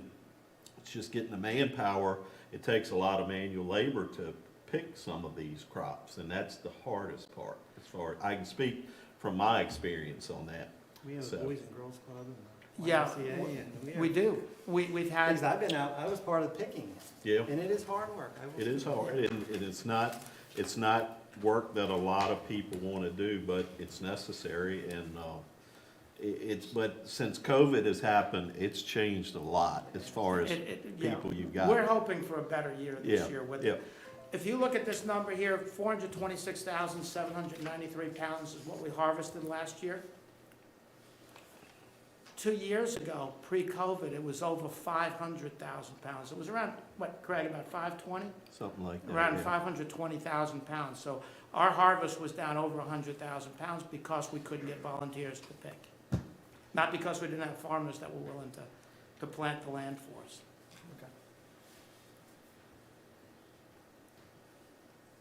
See, Craig, it's not like it used to be when I was growing up. No. You gonna pick tomatoes. Yeah. You gotta sell the young people now why they ought to do that. You just gonna get up and go do it. That's right. I had a teacher in high school that made me raise a garden. I came to my house looking at it. I dare to say, just of the farmers I know in Lancaster County last year, probably 5 acres of sweet corn didn't get picked just because of lack of manpower. And when you're figuring you're planting about 20,000 plants per acre, that's how many ears of corn you're missing out on. Yeah. So it's a lot of food. So. Let me ask this question. This extra 4,000 that you're requesting, that's going toward paying for the taxes? Part of it. Part of every dollar goes back to pay the government. Yes, sir. But if you, I think in this annual report will show that 96% of the money we raise goes back into what we deliver to our clients. Okay. Our overhead is only 4%. Hey, Dan. So are you saying, Mr. Payne, we ought to send a letter saying collect our other part from Richmond County? All right. Yeah. Gentlemen, you have any more questions or anything? Thank you, Paul. Okay. Thank you, guys. Thank you, Paul. Yeah, Appreciate thank you it. very much. All right. Mr. Lee? I'm in favor of doing our part, and I don't think we have done our part in quite some time. I hate that tax situation. That's why I brought it up. I can't figure that out. I can't understand it. I'm gonna take the higher road. I'm worried about what we're gonna do. I don't really worry about what someone else isn't doing, so I'm good with it. All right. I know You you're know doing I'm good with it, yeah. All right, consensus. All right. Okay, that's it then, isn't it? That's it. So, So we recess until 7. there you go. All right, recess until 7.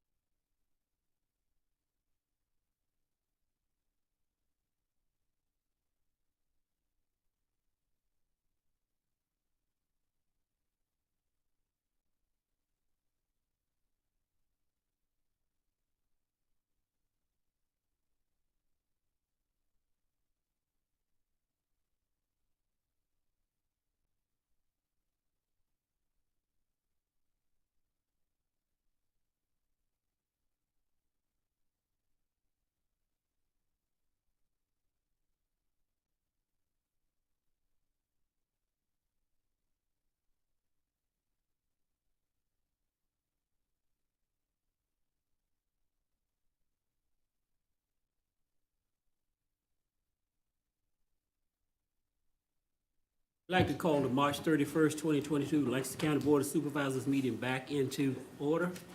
At this particular time, in accordance with the Code of Virginia, Section 2.2-3708.2 and the bylaws of the Lancaster County Board of Supervisors, I move that Vice Chairman Jason Bellows be allowed to participate remotely in tonight's Board of Supervisors meeting. Is there any discussion, board members? All right, no discussion. All in favor, raise your hand, say aye. Aye. Aye. Okay, so that was a unanimous vote. Mr. Bellows. All right, there you are. Good evening, everyone. You're right. officially Can you all here at the hear me meeting. okay? Okay, everybody doing good. Yeah, we can All hear right. you. Yep. Thank you. Well, thank you for allowing me to participate from Miami tonight. Rubbing it in, aren't you? All right. At this particular time, we're going to go to open up the public input session. Remember, you only have 3 minutes to say what you have to say, so get right on to the point, say what you got to say. All right? And you got a sheet. Oh, that's okay. And when you have 1 minute left, I would raise my hand, let you know you have 1 minute left, and then when your 1 minute's up, that's it. All right, first on the public input sheet. Now, if you haven't signed up, after I call the ones that have signed up, I'll keep the floor open for you so you can comment. All right. We have Lisa Murphy.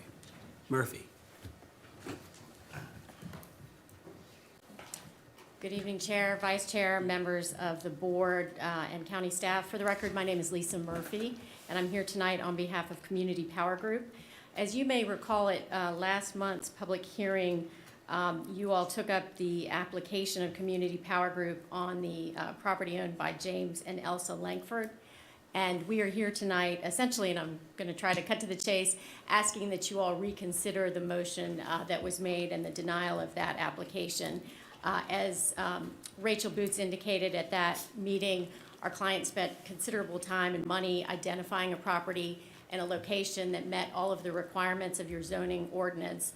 And in fact, the application that was before you met and exceeded those requirements. And we feel, given that the setback that was proposed and the nice buffering of the natural mature vegetation and trees behind the property, that it was an excellent application. Since that time, my client, at the request of some of the board members, has gone back to see, well, can we push the property back or push that setback any further back from Route 3? And what I think Mr. Barnes has handed out to you for consideration later on is a site plan that shows that the fence itself would now be set back 500 feet from the road, over 500 feet, and then you add another 20 feet for the setback from the panels themselves. So we've again heard what you said at the last meeting about the 400 feet. We've taken that and we've gone even further, and we do feel that this is still an excellent application. So again, we're here tonight asking that you reconsider your motion to deny and that you in fact approve the application with the revised site plan and the information that you have in front of you. And I'm happy to stick around to answer questions later on. All right, thank you very much. Thank you. Okay. Mr. Langford, James. James Langford? He's online. He's online. Okay. Mr. Langford? Is he there? Yeah. Mr. Langford, we're waiting for you. Yes, sir. Can you hear me? Yes. Okay. It just gave me the prompt to unmute. Good evening, Board of Supervisors. My name is James Langford, and I'm with Elsa Langford as owners of this property. This property has been in our family for generations, and we would like to keep it as such. We wrote a letter a few weeks ago asking for your support of this project, and we wanted to reiterate a few points here tonight. We decided to partner with Community Power Group about a year ago at this point because we are avid supporters of solar energy and have chosen to use our land to develop renewable energy. Not only is this something that we believe in, but after the useful lifespan of this project, we are able to have our property back in its original state and can continue to farm it at that point if we see fit. We worked diligently with Community Power Group to create a solar design on our property that met or exceeded all of the requirements laid out in the county code. I was shocked that our project was denied last month, and I don't understand why this design, why when the design met all of the requirements, there was no neighbor opposition. It was approved unanimously by the planning board. And just a few months prior to the board approved, just a few months prior, the board approved the Waller solar project that it has a piece of property on Route 3, similar to my own. Why is my right to develop solar on my property being held at a higher standard than the other projects? I mean, there really is a big difference between having a sticker on your car and actually having some skin in the game, actually playing a part in the change and physically doing something, like having a solar farm and making that deep commitment with your property, doing the due diligence and partnering with a fantastic company like Community Power Group. I'd like to reward landowners like us for making that commitment. And as a landowner in Lancaster County, I'm hopeful that I will be given that same treatment and that the locally elected officials treat their constituents fairly and equally and do not arbitrarily pick and choose which landowners can do that or can do what, provided that it is within the code and within their land. I appreciate your time tonight, and I hope for a reconsideration and approval of our project. Thank you. Thank you very much. Thank you. Okay. Anyone else that wants to speak? Yes, sir. Is the floor open, sir? Yes, sir. Come right to the mic. Thank you very much for the opportunity. My name is Justin Nelson. I'm here as the zoning administrator for the town of Irvington to very briefly speak about the town's petition to you for a no-through truck ordinance Hold on a minute. That's later, right? No, that's not a public hearing, so this is the appropriate time. Okay, I was thinking For it was this. up here. All right, okay. If I may, I have a brief statement with the mayor of the town of Irvington, who unfortunately could not make it here this evening. Dear Mr. Gill, members of the Board of Supervisors, I, as the mayor, would like to express my concern regarding the number of large trucks that travel Route 200 through the small town of Irvington.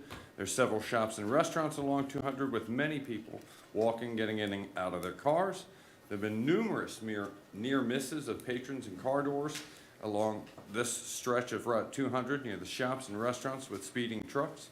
The town of Irvington has passed a resolution to petition this Board of Supervisors to route through trucks to Harris Road, and the Irvington Town Council urges the support of Lancaster County Board of Supervisors in this request.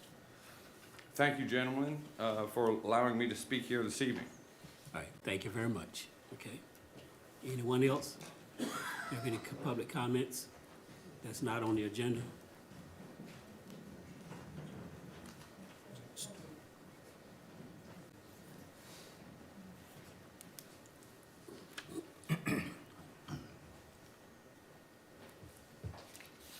Chairman and board members, my name is June McGeorge. I live in Irvington. For over the past 7 years, my husband and I have been actively lobbying for the no-through truck restriction in Irvington, asking our town officials, VDOT, and the Sheriff's Department to address this. And now we're respectfully asking the board to consider this restriction.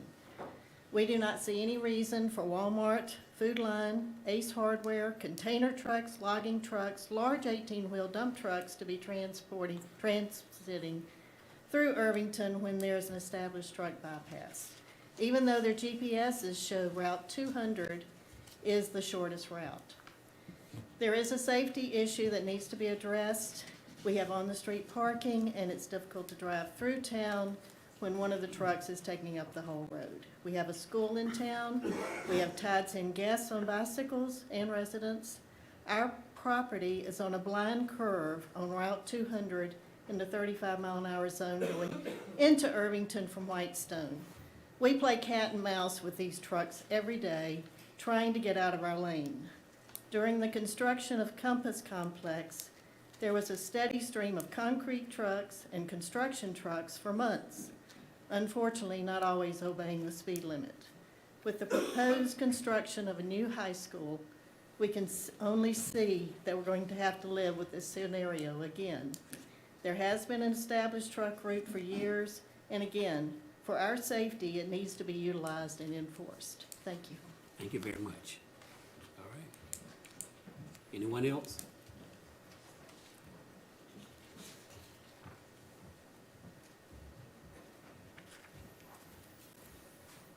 Good evening, Board. Stuart Bunning, representing Rappahannock, Westminster, Canterbury, and our 265 residents and 300 staff members who use Old Salem Road each day.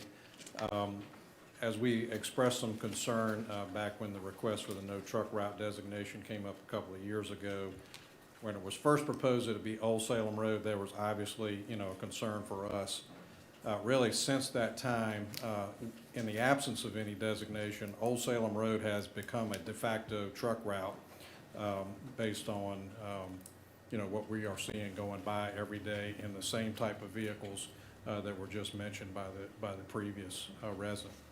So we would strongly oppose a truck route designation in the spirit that it is going to send even more traffic through Old Salem Road, even if Harris Road is the designated truck route, unless there is some sort of enforcement to keep that traffic from Old Salem Road, because there really will be no, no enforceable process there, absent some enforceable process. And with fuel prices being what they are and driver time being very valuable, the default is going to be the shortest path or shortest route to anyone's destination. And unfortunately, I think that is going to increase the traffic on Old Salem Road. Old Salem Road, just in really like Harris Road, is not suited to a great deal of large traffic moving at a high rate of speed. And we would just ask that you give that some serious consideration, as I know you will when you entertain designating or recommending that VDOT designate this as a no truck route, because we do really believe that that is going to even increase beyond what we're seeing today, the commercial traffic transiting between 200 and 3 on Old Salem Road. Thank you very much for considering that as you deliberate on that. Right, thank you. All right, thank you. Anyone else?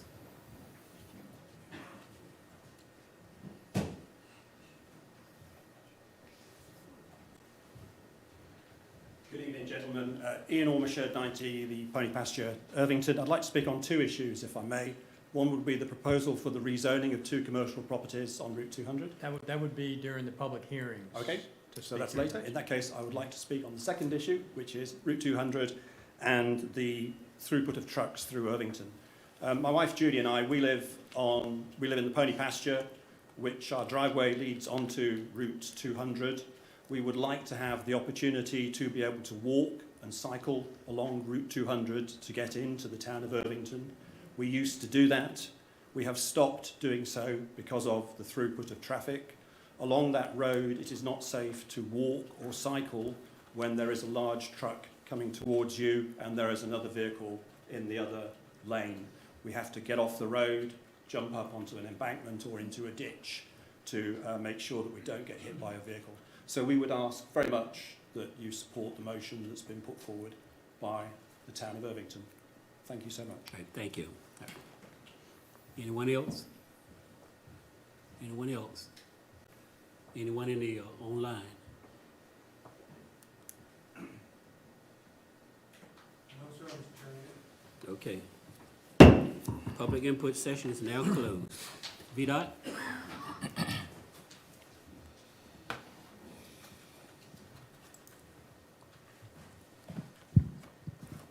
Good evening. Good evening. Good to be with you all.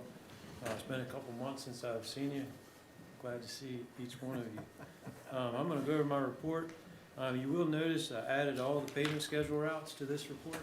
That's always an exciting time of the year. Everybody gets to see who's getting what as far as the resurfacing schedule. We'll start with some maintenance activities. We completed some patching potholes on Beans Road and countywide. The county funded, litter pickup was completed in February. That was countywide. We graded the gravel roads, we've done some brush cutting, shoulder repairs, pipe cleaning on 354, as well as some pipe replacement and ditch cleaning on Carter's Cove Road. And then we continue to respond to work orders countywide, as well as work on cleaning some off ditches. We have a bunch of routine maintenance planned over the next month. The pavement schedule you see there, the surface treatment on our secondary routes, I expect that will start. They usually start in Richmond County and then they move down this way. So I expect you'll start seeing work on those routes in May. On the second page, Cape Seal. The only route getting Cape Seal this year is Windmill Point Road. That is under construction now. They are starting with line eradication. And the one thing I'll just remind the board about Cape Seal is a two-step process. So the first step, they come in with a chip seal. It looks like surface treatment, and everybody gets excited because we take a smooth road and make it rough. And some people say we're turning an asphalt road into a gravel road. But that surface treatment will set up for a couple weeks, and then we'll come back with a slurry seal on top of that and fill in all the crevices, and it provides a nice wearing surface for the traveling public. That's on Windmill Point. The latex, the patching and line eradication that's in advance of the latex schedule is underway now. That'll be on Old Salem, Akron, Christchurch, and James B. Jones. And then the plant mix, that's the crown jewel that everybody looks for. That's going on Route 3. That's hot mix asphalt, and that's actually going to happen right out here in front of the courthouse. We're going to start milling that next week. So look for that activity right here at the courthouse next week. What's latex? Say again? What is latex? Latex is an asphalt emulsion that has latex in it. So it's like a sealer that goes down that provides a new wearing surface on top of the road. It's a preventive maintenance treatment. We have to do it more often, but it's very cost effective. If you stay up on the maintenance of the road, it's a very cost effective treatment. The secondary 6-year plan, we anticipate that Oliver Lane will be surface treated. That was one that was left over from last year. When the surface treatment schedule comes through, that's the same contractor that we use for the secondary 6-year plan, rural rustic work. When he comes through and does all these other roads, he's going to get Oliver Lane as well. So I expect that work to be done in May. Chestnut Grove, I have on your report summer of 2023, but actually the funding becomes available in fiscal year 23, which is July 1, 22. So we are going to squeeze that in this summer. So I will update that on your next report to summer 22. So we anticipate hard surface in Chestnut Grove late this summer.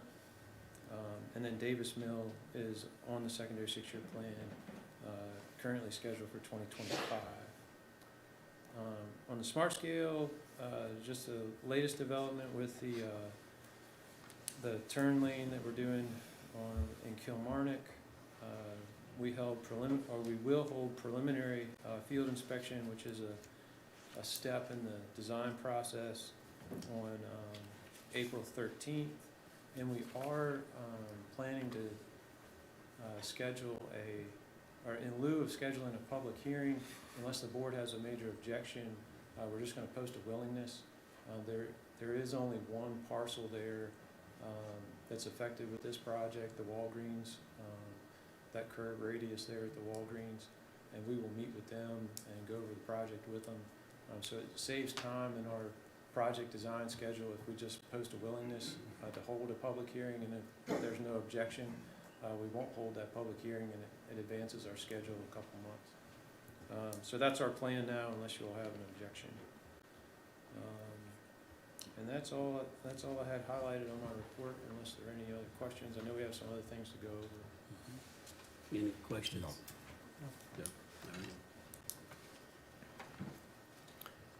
Mr. Chairman, under VDOT considerations, a couple of items. You heard folks speak during the public input session about Irvington's resolution requesting the Board of Supervisors request of VDOT a no-through truck restriction through Irvington with using Harris Road as the bypass. The reason that is not a public hearing tonight is because I'm seeking direction from the board to see if you all want to hold a public hearing regarding that no-through truck restriction.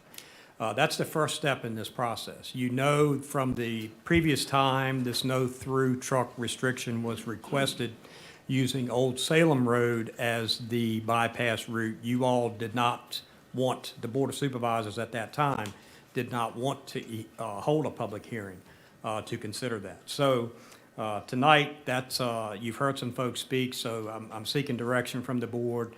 Do you wish us to schedule a future public hearing to consider Irvington's request for a no-through truck restriction using Harris Road as the bypass route? Let me ask VDOT a couple of questions. If that was to take place, and only other routes are Old Salem and Harris Road, we know, I agree with the gentleman speaking from Westminster. Old Salem Road would be pretty dangerous for truckers going through there and then people driving on it. And you got elderly people doing the driving down there, a lot of them coming from Westminster. And you look at that Harris Road, then you got the Y there. Which, would you think there's, well, I don't want to word this, safety concern, that's on my mind. Would it be, is there a safe route? Like closing that off, truckers off to Irvington? I mean, Harris Road is already the bypass for Right. Kilmarnock, so we'd be hard pressed to say it wasn't safe. If you add additional traffic on it, trucker traffic. Yeah, I think the additional traffic, I don't think it's gonna weigh into the safety consideration for the established truck bypass. Okay, and what would you do to stop the truckers from going down the Old Salem Road? If Old Salem did not have a through truck restriction, it would still be a public route open to anybody that wanted to use it. Okay, let me ask you like this. What could be done to stop the truckers from going through there? You may be able to establish a through truck restriction on Old Salem as well.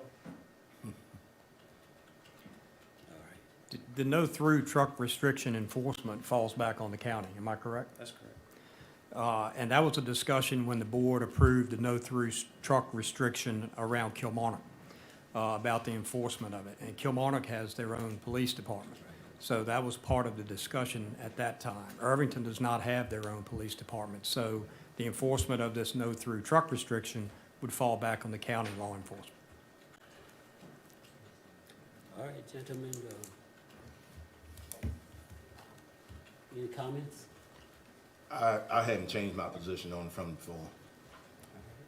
Mr. Chairman, can I ask a question? Oh, okay, yeah.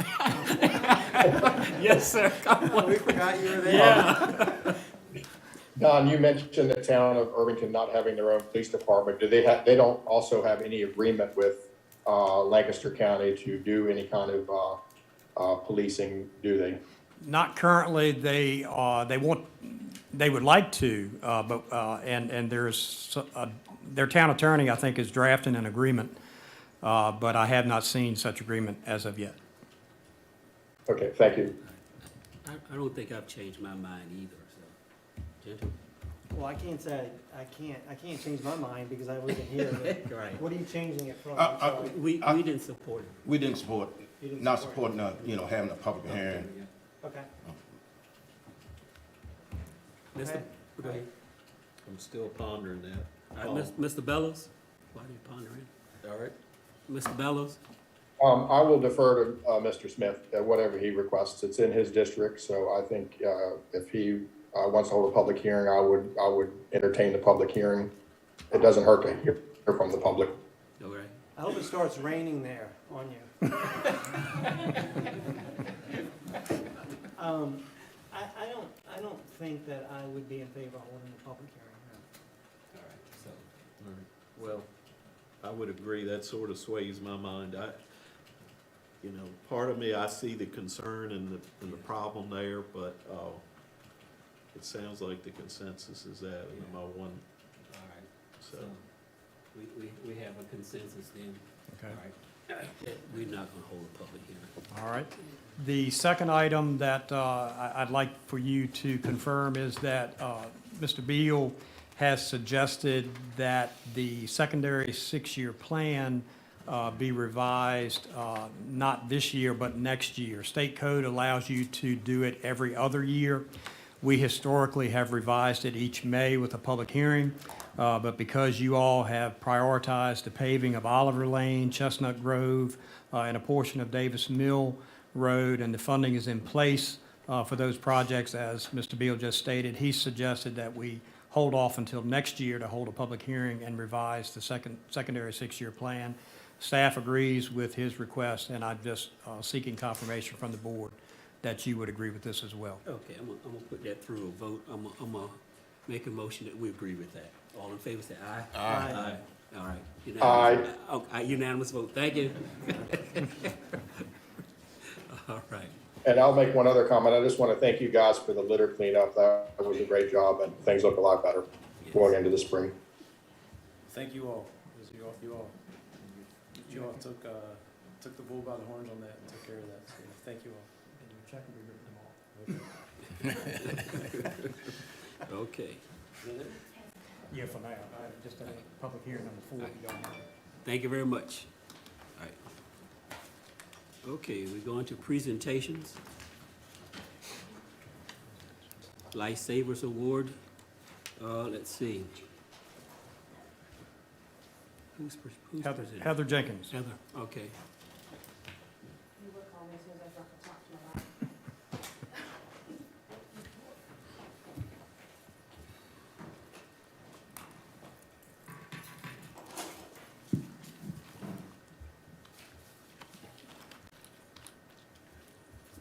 Good evening, board members and citizens of Lancaster County. My name is Heather Jenkins, and I'm the Assistant Communications Supervisor at Lancaster Sheriff's Office. I am also the Director of Telecommunications CPR for the Dispatch Center. Telecommunications CPR is where the emergency dispatcher recognizes the need for CPR and instructs the caller on how to provide high-quality CPR and coaches the caller until EMS arrives and takes over. Lancaster County Sheriff's Office TCR program went live on January 1st of 2022. Since going live, we have had 4 emergency incidents that TCPR was needed. I'm happy to report that all 4 of these incidents resulted in a confirmed save. A confirmed save is when the patient arrives at the hospital with a pulse and breathing. Tonight, I'm happy to present the Lifesaver Award to Communications Officer Dawn Thompson and Communications Officer Julie Campbell. First, I will present Communications Officer Dawn Thompson. Ms. Thompson, if you can come forward, please. I will also have the honor of having Ms. Donna Harcum be with me today. On February 10th, 2022, at 2:48 p.m., dispatcher Dawn Thompson received an admin call from Donna Harcum. Ms. Harcum stated that her father had just gotten home from the doctor and was in his wheelchair. She reported that her father had become unresponsive and not breathing. Dispatcher Thompson quickly realized the out-of-hospital cardiac arrest and immediately need to start CPR. Dispatcher Thompson quickly obtained the correct address and had medics en route. Dispatcher Thompson quickly completed her TCPR assessment and confirmed that the patient was unresponsive and not breathing. She then began CPR instructions to Ms. Donna Harcum. Dispatcher Thompson instructed Ms. Harcum to get her father flat on his back on the floor and started compression-only CPR. 3 rounds of 100 compressions were instructed and completed before a deputy arrived and took over. Emergency medical staff arrived on scene, and after more life-saving interventions, were able to get the patient's heart rhythm and pulse back. Within 2 minutes of that call, Dispatcher Thompson confirmed the correct address, had EMS en route, performed the TCPR assessment, and had the caller start CPR. In a job where seconds and minutes matter most, Dispatcher Thompson went above and beyond to provide the highest level of care as she could in a high-stress situation. Dispatchers rarely know the outcome of a call or get to meet the caller face-to-face. With deepest sympathy, I have to report the patient did succumb the following day. However, Dispatcher Thompson was able to provide the family and his loved ones with an extra day, and that is something to be very grateful and very proud of. It is with the greatest pride that I present the Life-Saving Award to Communications Officer Dawn Thompson for her actions on the afternoon of February 10th, 2022. On behalf of Lancaster County Sheriff's Office and Lancaster County Emergency Communications, I extend the greatest thank you and job well done to Communications Officer Dawn Thompson. Thank you for what you do for our community, and thank you for your service. Ms. Harcum, if you would be so kind as to pin Ms. Thompson with the National Life-Saving Pin. This is a recognized pin everywhere, so no matter where she goes, every law enforcement and emergency communications family will know she has saved a life.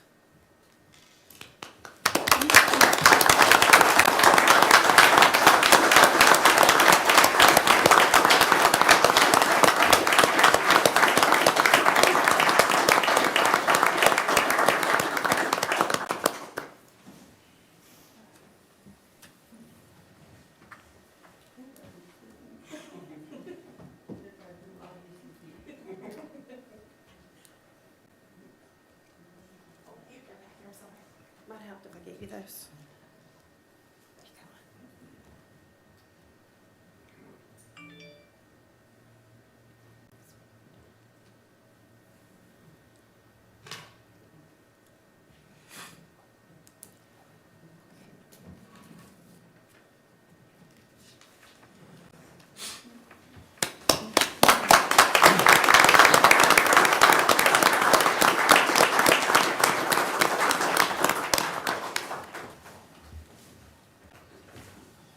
Thank you, Ms. Thompson.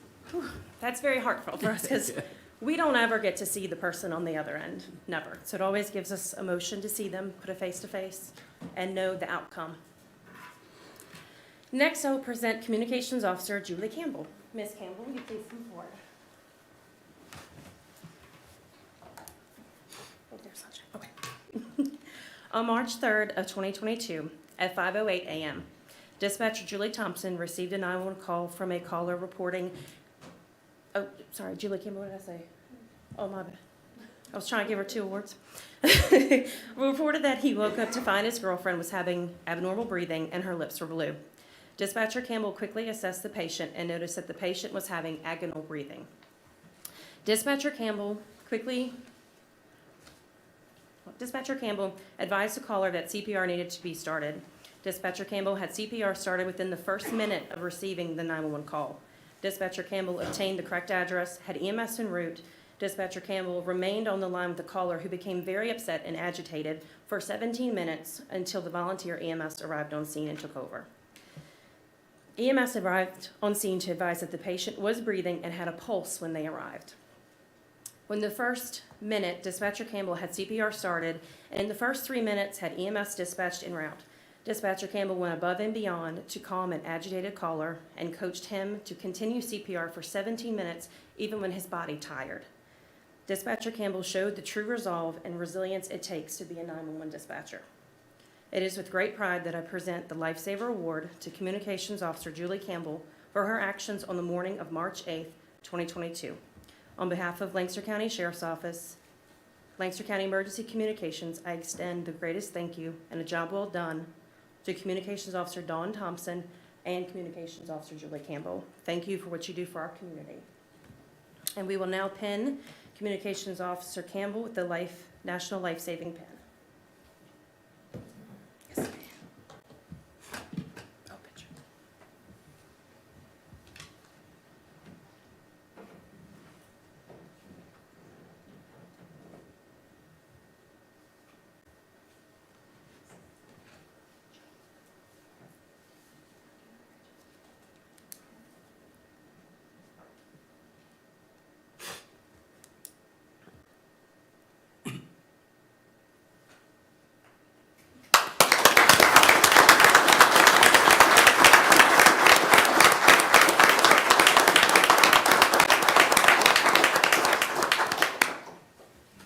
And the only last thing I have to add is to thank the board members for recently approving 2 extra dispatchers, and I hope in July we'll get 2 more. I will say that each of these dispatchers was working alone at the console, and within a minute and within 2 minutes, they were able to do this. We really have the greatest team of dispatchers, I think, in the entire Northern Neck, and I'm very blessed for that.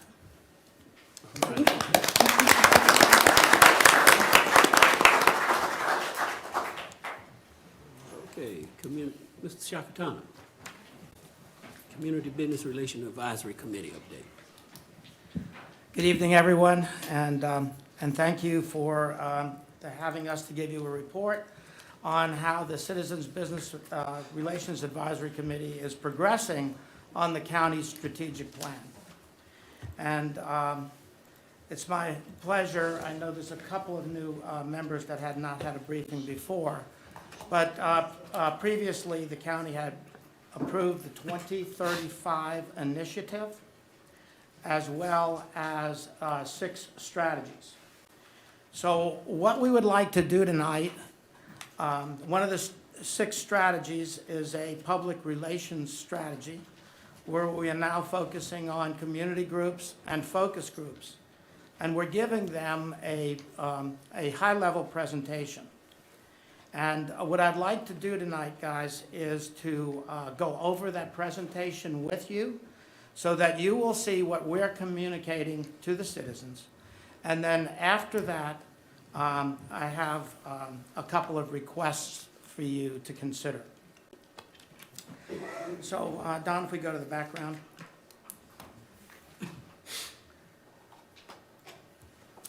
So the committee was formed by the Board of Supervisors as directed by the County Strategic Plan. And it was called the Citizens Business Relations Advisory Committee, and we use the acronym CBRAC for short. And one of the responsibilities of the committee was to create a 2035 strategic plan for the county. This committee has been working for over 2 years, reviewing the county's strengths, weaknesses, opportunities, and threats. The number one, the most important item that we have addressed, and it's a major threat to our economy and the well-being of every citizen in this county, is the declining population in the age groups of 20 to 55, and companion with that, children. Multiple strategies we have discussed and been created to rebuild our working class population. And we are now in the process of developing specific objectives with tangible goals. The committee members are 10 at this point. We have 2 members of the Board of Supervisors, Bill Lee and Jason Bellows. Julian Patterson, an entrepreneur, best known for building the Compass Complex. Jimmy Carter, a developer. Susan Cockle, who's the town manager of Kilmarnock. Jeff Sapersky, the chairman of the board and CEO of Chesapeake Bank.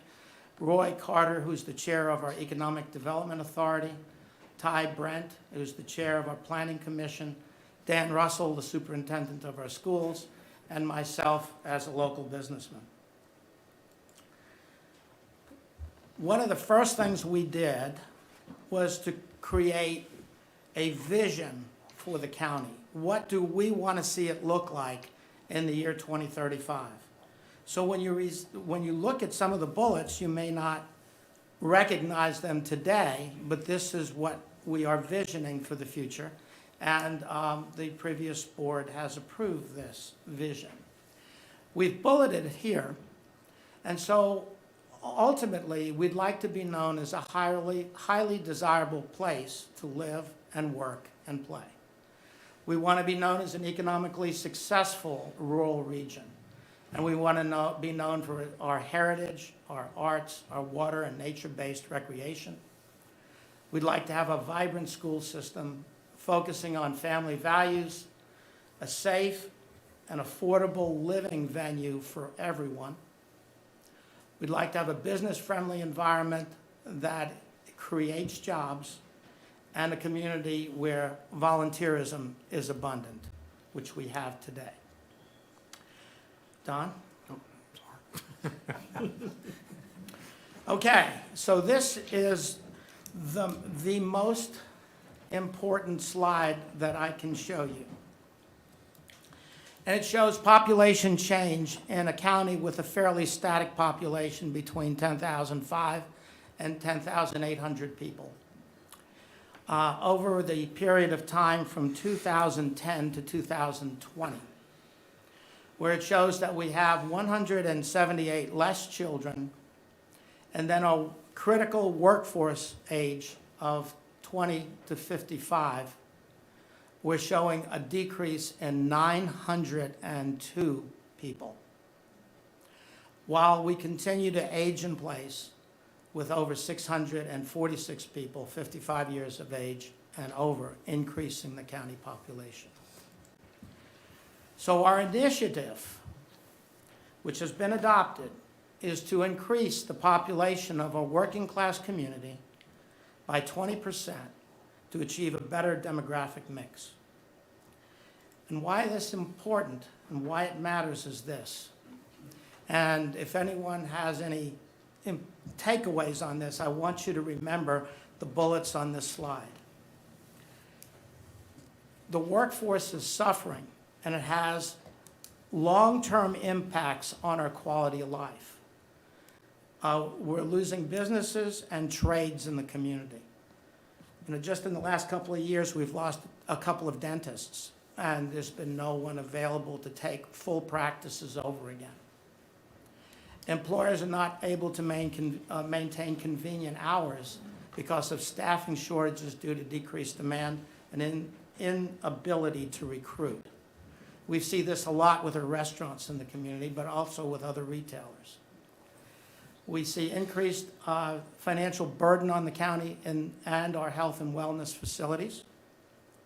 The aging population places additional demands on county government to provide emergency and other services. And we just saw 2 wonderful paintings. But the fact of the matter is that emergency services has been one of the fastest growing items in our county budget over the last decade. And we have, as an effect of this, we have higher taxes on the remaining population as the county decreases in the number of landholders. And I would challenge you, and each one of you in this audience, when you go home, look at the number of derelict homes. You'll find that maybe 10 or 15 and 20 years ago, they were at the county, on the county rolls for a higher value. Today, we see them at virtually land value. Well, this is decreased loss of revenue to the county, even if the county has not foreclosed on it and taken it back. And the school system, based on the formulas at the state level, which include number of children and some other county demographics, receive less funding from the state government than a county such as Fairfax County or Henrico County, which places an additional tax burden on each of us in the county. And so each one of us has already been impacted by what's happened. And the previous slide that I showed with a declining population of 902 in that 20 to 55 age group was only the last 10 years. The demographic was similar for the year 2000 to 2010, where our citizens were down over 700. So if we look at a 20-year trend, we are down over 1,600 people, which is our workforce. And it's our child-rearing population. And we will continue to lose community services as long as this trend continues. So we really need to be diligent in rebuilding our workforce population. And so the solutions, we have created long-term strategies that we believe will attract and retain younger people in the community. And we believe these should include good jobs, affordable housing, a dynamic school system, a business-friendly environment that is not only supported by our Board of Supervisors, but our town councils, and recreational facilities and amenities that are going to be attractive to our target age groups. So we have 6 core strategies. We've done a lot of work on those strategies, and there's pages and pages of documentation on them. This is just scratching the top surface. One is a critical strategy with broadband access to every household.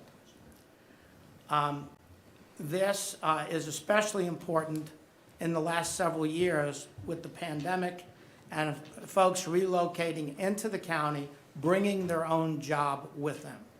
And if they don't have access to high-speed broadband, then they are not able to work from home. And it does limit our real estate sales in the community, and we see that continuing to happen. But we have an awesome broadband authority, and that's working diligently on it, and I know a report will follow from that broadband authority. We want to create a business-friendly environment, and one of the key strategies is public and private partnerships, and potentially tax incentives that we ask you to review for us as we bring our objectives and goals to you. We want to have a dynamic and innovative school system with outstanding facilities. And you know, recently you just approved the purchase of acreage and are looking at now the completion of building new schools. We do have a new early childhood development center that's scheduled to open in September, and we're really optimistic about the work that the school board is going to do to create that.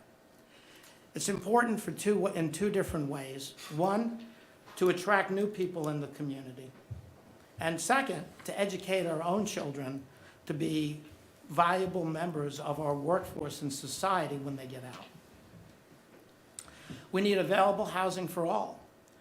We just saw a report last week that the average median price of a home sale in Lancaster County the last few months has been in the range of $743,000.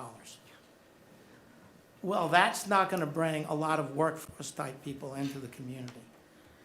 We have virtually no apartments to rent. And we need strategies, public-private partnership strategies that will create and foster reasonable housing prices for everyone, affordable housing, and also additional strategies that will not only get some properties built, but be able to sustain them in the future. Age-appropriate recreation and lifestyle, we believe, is key. Multiple access points to the water. Jason Bellows is chairing that subcommittee, and I know he's working with the board on that. But we want to go a step beyond that access. We believe that in order to create a venue where people that can't afford a boat or a kayak or a stand-up paddleboard have the ability to get on our waterways by us having rental facilities for them. Bait, tackle at the ramps, and those type of facilities, which would be ideal for establishing a public-private partnership with. The Tri-Way Trail in our focus groups has been a very, very, very attractive amenity. And lastly, the public communications to our county residents and officials. Because, Don, next slide. That's how we can all help. The Board of Supervisors cannot turn this around. You can be a catalyst of change, but it's going to take the work of everyone in our community to really change it around. And so that's why I've been emphasizing the school system, the access points, the public-private partnerships. That's what we really need to attract. We want a venue that we don't change the characteristics of this county and why people have originally come here. What we want to do is enhance the value of the county to all our citizens that enjoy it. And we want to make it attractive to people that are looking for places to relocate, especially if they have young families. We want this to be the go-to community. And we're not looking for a lot of people. You know, for those that may be anti-growth, we're just talking about restoring a workforce We're not talking about doubling the population of the county. We're just trying to restore a workforce that this county desperately needs in order to thrive. So I believe that anyone that has any thoughts, concerns, should be talking to us, members of this committee, the Board of Supervisors, about the potential for public-private partnerships, be supportive of new growth opportunities with the Board of Supervisors and town councils, and try to participate in making this community a better place to live. Lastly, gentlemen, I have 2 requests for you. One is I'd like for us to send a letter to every resident in the community talking about Lancaster 2035. And we've got a prototype here that I want to show you. I think I gave you some verbiage. We are getting it a little bit more formalized to make it a little bit more exciting looking. And I have Don distribute those. It's going to be a one-pager, and this is just a draft, and we will have it in final form shortly.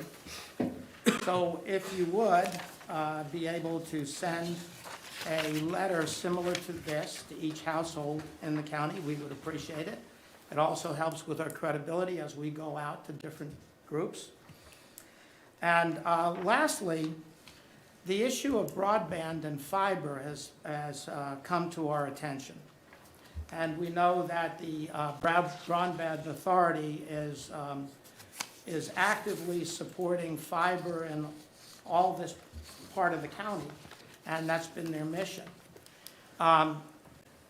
In the targeted growth zone of the county, which is between the cities of Kilmarnock, Whitestone, and Irvington, we have a lot of coax cable, which is great for a household, but if we're trying to attract a high-tech type company, they need better technology than that.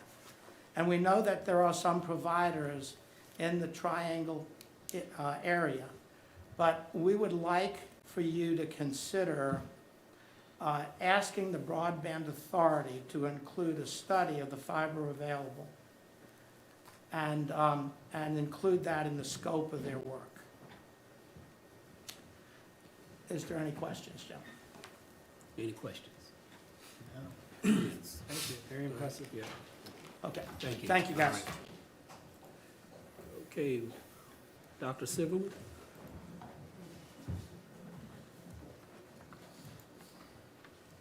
Thank you. As Don said, you shouldn't give me a mic for too long. Anyway, for those who don't know me, Gary Silverman. I've been working on trying to get broadband here for about 7 years, 4 years with the Broadband Authority. Because of things, as Paul just laid out. First, before we go to the slides, you've got the packet, and you can see it. The first part was about a state program that's just coming out. It's called LECAP, and what that's going to do is for anybody with a household income less than roughly $90,000, you will be able to get some money to help support you to get the installation fee paid for. The way the state is setting it up, you have to go through the ISP. So in our case here, it would be All Points Broadband, or it would be Breeze Line. Those are essentially the 2 main choices at this moment. So that's what the state program will do. We don't know what percent yet. We don't know all the details. Those are supposed to come out this month. We have confirmed All Points Broadband is going to sign up. It's sort of a no-brainer. They get that money from the state as opposed to the residents, much easier. So they said they've been talking to DHCD and that they are going to go ahead and submit an RFI when that comes out. Same thing, we have now confirmed, it wasn't at the time this was written, Breeze Light is gonna do the same thing. So our two major suppliers are gonna go down that road. There was also mention of a federal program in here. I don't want you to get mixed state and federal mixed up. This is new. It used to be $50 a month. They reduced it to $30 million a month. I mean, $30 a month. We wish it was that. No, $30 a month. So say you get a plan that's costs $60, you would then get the plan at $30 a month. We also have been trying to get everybody to say, what's the $30 a month plan? So it's net zero. And then this would be people who are already qualified for something like SNAP or reduced lunch. So, you know, it's lower income in our county, of which when you look at our census data blocks, and we have 3 in our county, which serendipitously, Glenn and I put that together for our 3 regions of our county when you've heard me talk about them. The overall county has about 14% of people who qualify in poverty level, lower income level. And that's based on HUD calculations, however they do them. And each district has more. If you look at the 3rd district, which is primarily our districts 5, 4, and 3, okay, that's around 8 or 9%. You go to Mary Point, essentially the District 2, and that's around 12 to 13%. And then you go to District 1, which goes around, it also includes part of District 2 down the peninsula, and that's around 13%, just to give you some ideas. But you can look up the data on the census block. Anyway, wanted to make sure you knew about those. And as I said, we now know that both major suppliers are there. The current APP Dominion project status is on schedule. The main thing the residents need to do is go to this fiber.allpointsbroadband.com and register there, okay? It gives them an idea that you want it, and the more people that sign up, the higher we get prioritized for build out. So do it. Okay. So the VATI project also is moving forward. They've gotten a degree to start the construction and things of that nature, and we had to pay our first payment at that point. Okay. Actually, can we reverse the slides? Just go to CARES first. I'm sorry. So I'm just going down how it's listed. Just so you know, the CARES update, the smart poles, and we have 8 of them in the county, initially cost us about $100 per pole per month, and then we had 8 of them. So it adds up to a certain thing. We have now switched all of them to fixed wireless. Okay, so to the county, you're going from $9,600 to about $0 for the year. We're still working out software glitches. So one of the problems is communication in the device. To put up the splash page is the one which has the disclaimer on it. Basically click and say, I accept, and you're on the internet. We have now also gotten, finally, the missed utility work is done. The digging of bollards starts on Saturday. The signs have come in, but they need to drill the holes, but that's what the sign will look like on each either bollard or a post, depending on what's needed at the specific site. Okay, if we can go back now. Okay, quickly, we're still, I'm sorry, that's too dark. You can't see anything, can you, on that? I told you yesterday during the budget meetings, as you know, one thing I've been saying all along, I didn't want to commit that we had everybody covered until we dotted our I's and crossed our T's. And basically what we have come up with, there's 84 unserved homes, after we have all the projects done. We're discussing with coverage with both companies, hopefully to play against each other. It may require another batty to get the costs, and that batty is just coming up. In June 1st, the clock starts ticking. In August, the proposals actually due. The area, the top peninsula of Fleets Bay Drive, that's what's left of the Starry Ardoff area. For those who want to know it, theoretically, Starry will go there, but I don't think they're going to come in for 20 homes. And it's also fixed wireless, which we already have a company that's doing actually pretty well in our county now, BTS. And they're moving things around. The other problem that well, it's not a problem, but APB has said they will not go out Windmill Point Road at all. So fundamentally, there's about 20 homes that we need breeze line to pick up out there.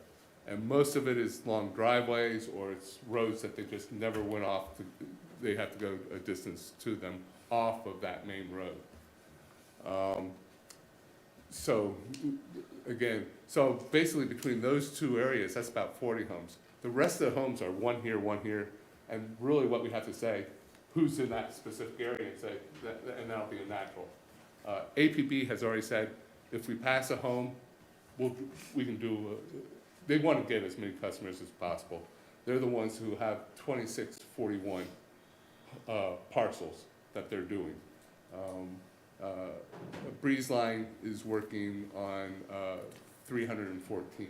So we don't care how the 84, matter of fact, we love it when they compete and have both at the same house. There's some cases out in District 1 where that will happen. So we will see on that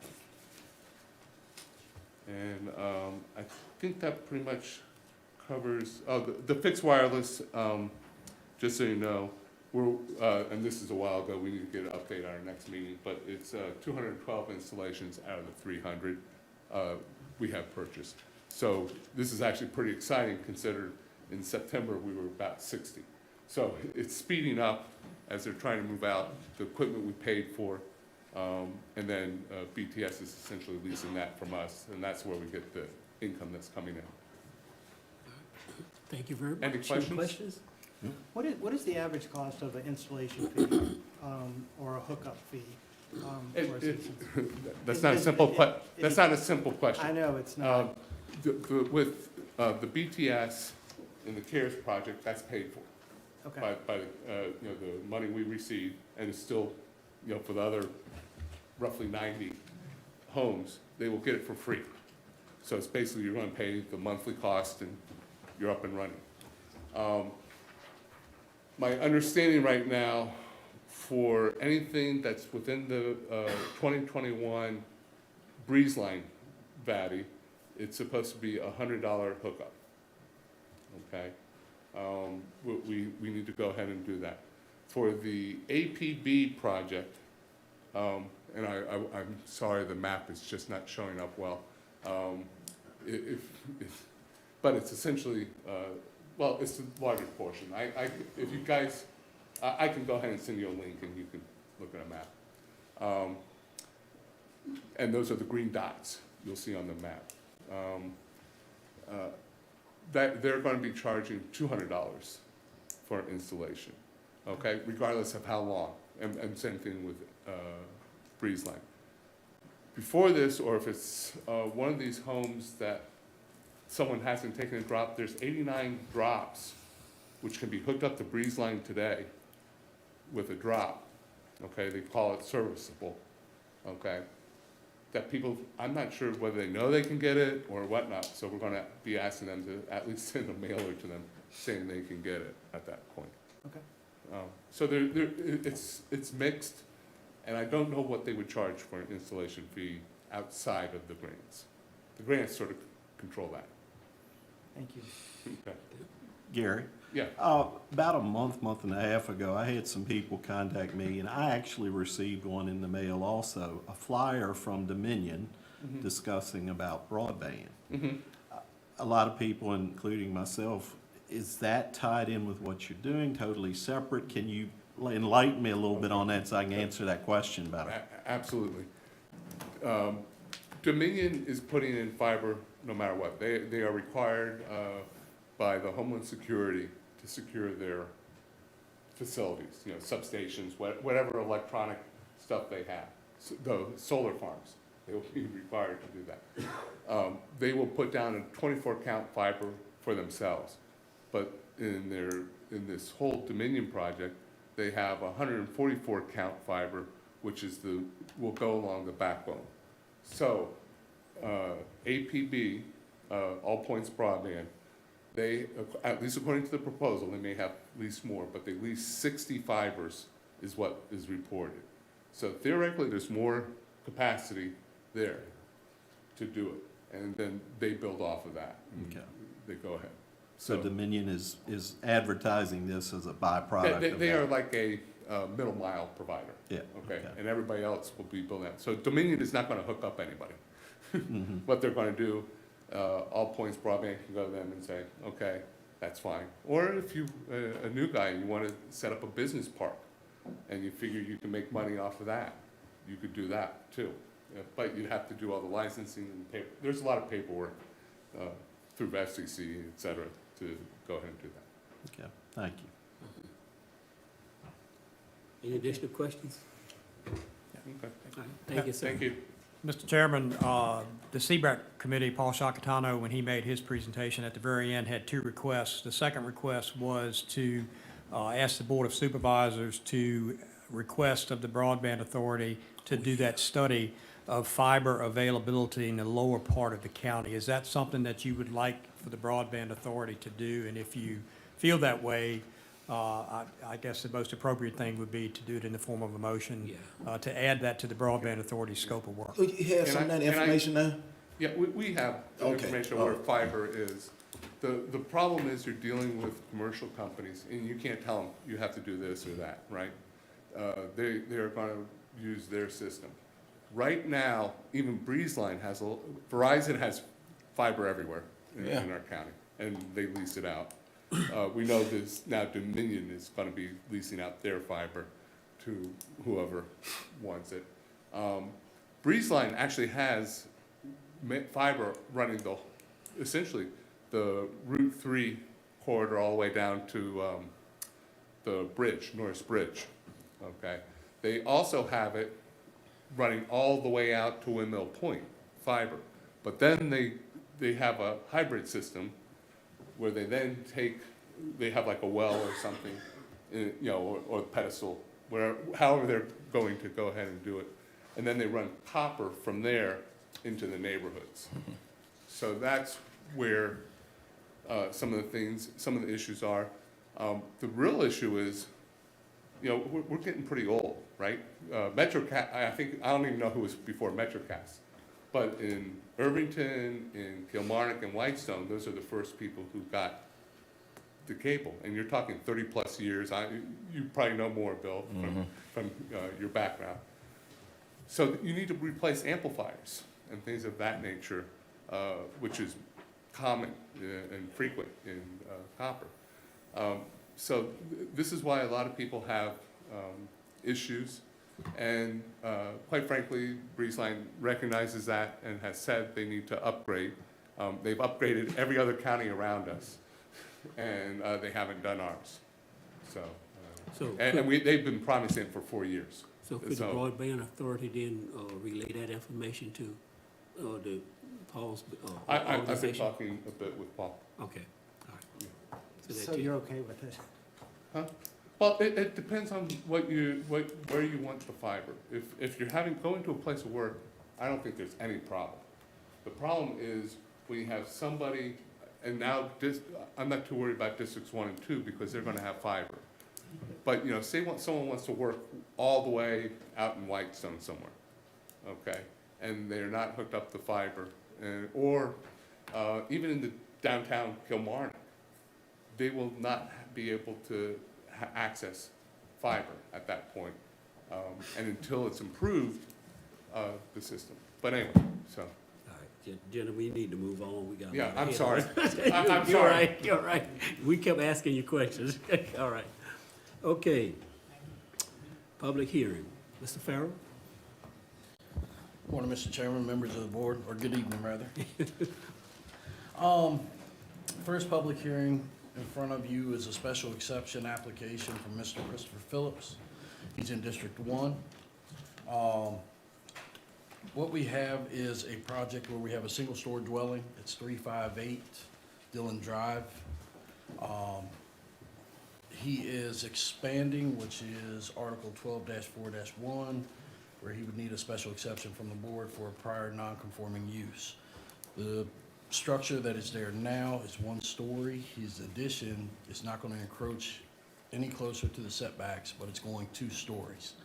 He is present here in the audience, and what he's asking for is a 32-foot by 44-foot 2-story addition. I have depicted on the survey, should be in your packets, the red is what is existing on the single-story dwelling, and the highlighted yellow will be the 2-story addition. He owns both properties. To date, county staff, to my knowledge, has not had any opposition of this project. Okay.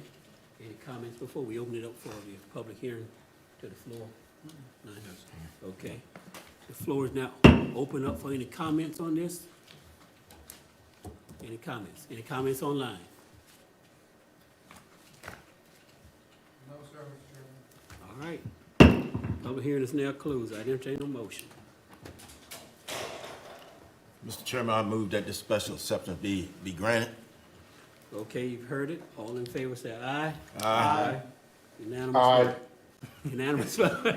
Thank you, Chase. Okay. All right. All right, Mr. Farrell, the next one. All right, gentlemen. In front of, it's not in your packets, but these conditional rezoning proffers in front of you. The first one is going to be public hearing number 2, which is going to be, the applicant is going to be Brad Smith, requesting rezoning from C2 to C1. The applicant went in front of the Planning Commission last month with a 4-to-1 approval to the board. There has been some opposition with this project. I do believe there are some citizens in the audience that wish to speak. What he is requesting is to take his .882 acre parcel, which is located in District 5, as tax map number 28-2-11, and rezone it to C1. The applicant is also here to answer your questions in extent, but ultimate goal is to take the buildings that are on his property now and expand his prospering business. Okay, and he put some proffers up here too. didn't he? Yes, that's what's in front of you. It's not in your packet. I apologize, but he does have some proffers as well. Okay. All right, any statements before I open it up, board members? All right, the floor is now open for any public comment. Yes, sir.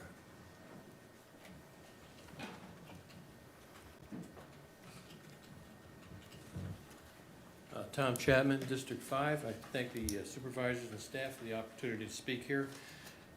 Looking at this particular thing, I'm from Irvington. If you look towards Big Red, on the left side of it is the Verizon switching building, kind of an industrial looking thing. On the right, to the south of this property, is nothing but residences. Your C2 zoning for this is the most appropriate.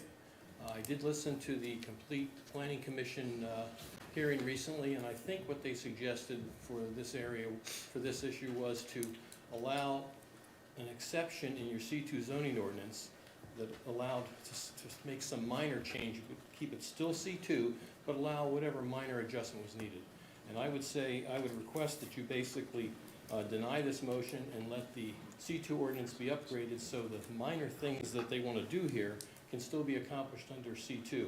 Because if you rezone it to C1, it opens it up to all C1 opportunities. So I request that you deny this application. Thank you very much. Okay, thanks. Anyone else? Yeah.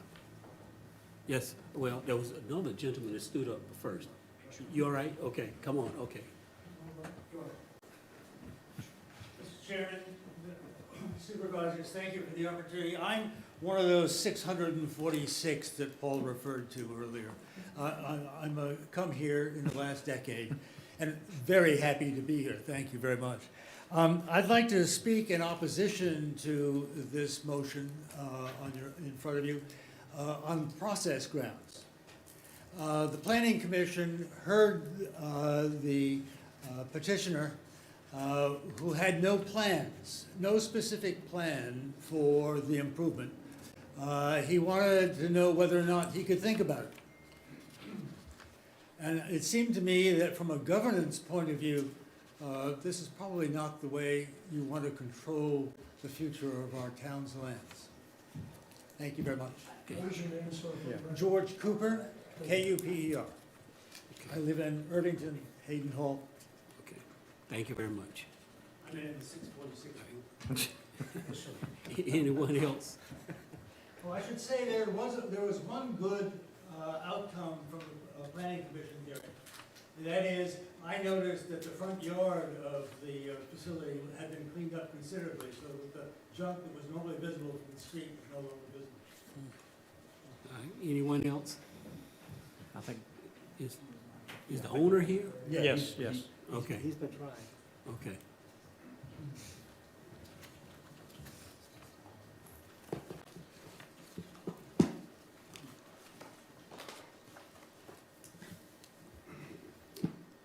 Brad Smith, I reside in District 2. My business is in District 5. Members of the board, members of the community, staff of the county, my name is Brad Smith. I own Big Red Enterprises, LLC, more commonly known as Big Red Auctions, formerly known as the Big Red Flea. I'm a graduate of Lancaster High School. I went to Christopher Newport University and decided to come back to Lancaster County to grow my business. I'm requesting rezoning of my property on Irvington Road, and this rezoning stems from the need to construct a new building on the property to continue to operate my existing business. My business needs to be able to grow. Under current C2 zoning, I'm restricted to only a 4,000 square foot building and need more space to efficiently operate. I currently have two 40-plus-year-old buildings on the property that, to say it lightly, are in need of massive amounts of work. They're old, they're outdated, they need roofs, no central air. They work, but they're not efficient.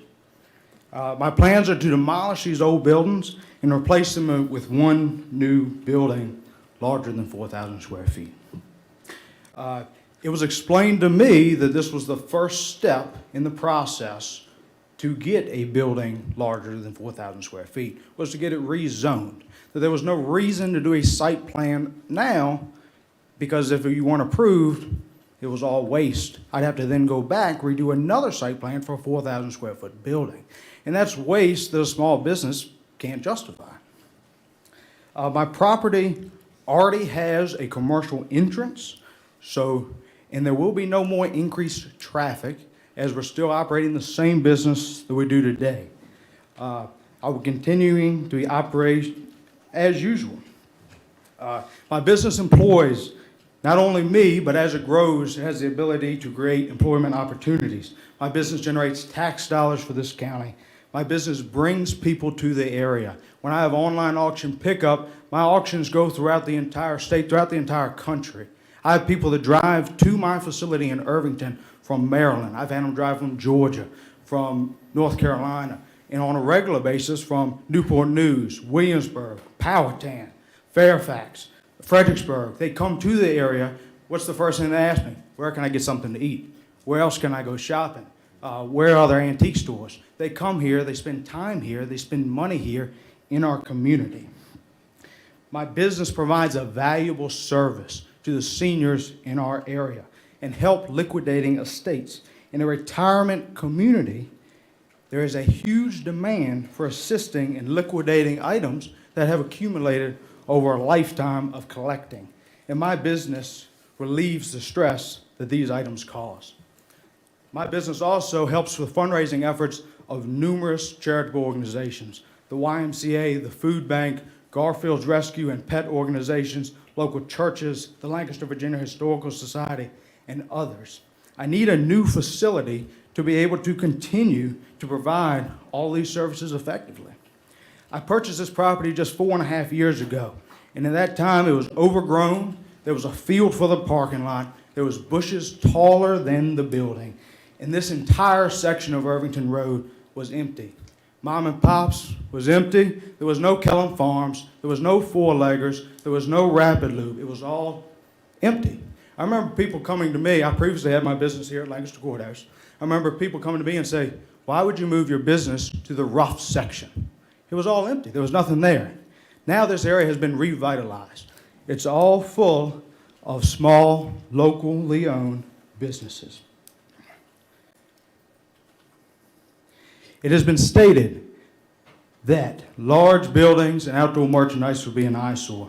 Well, I would say that replacing old buildings with new buildings is not considered an eyesore. What is considered an eyesore would be that if the county does not support these local business owners and then all those properties are vacant again, that would be considered an eyesore.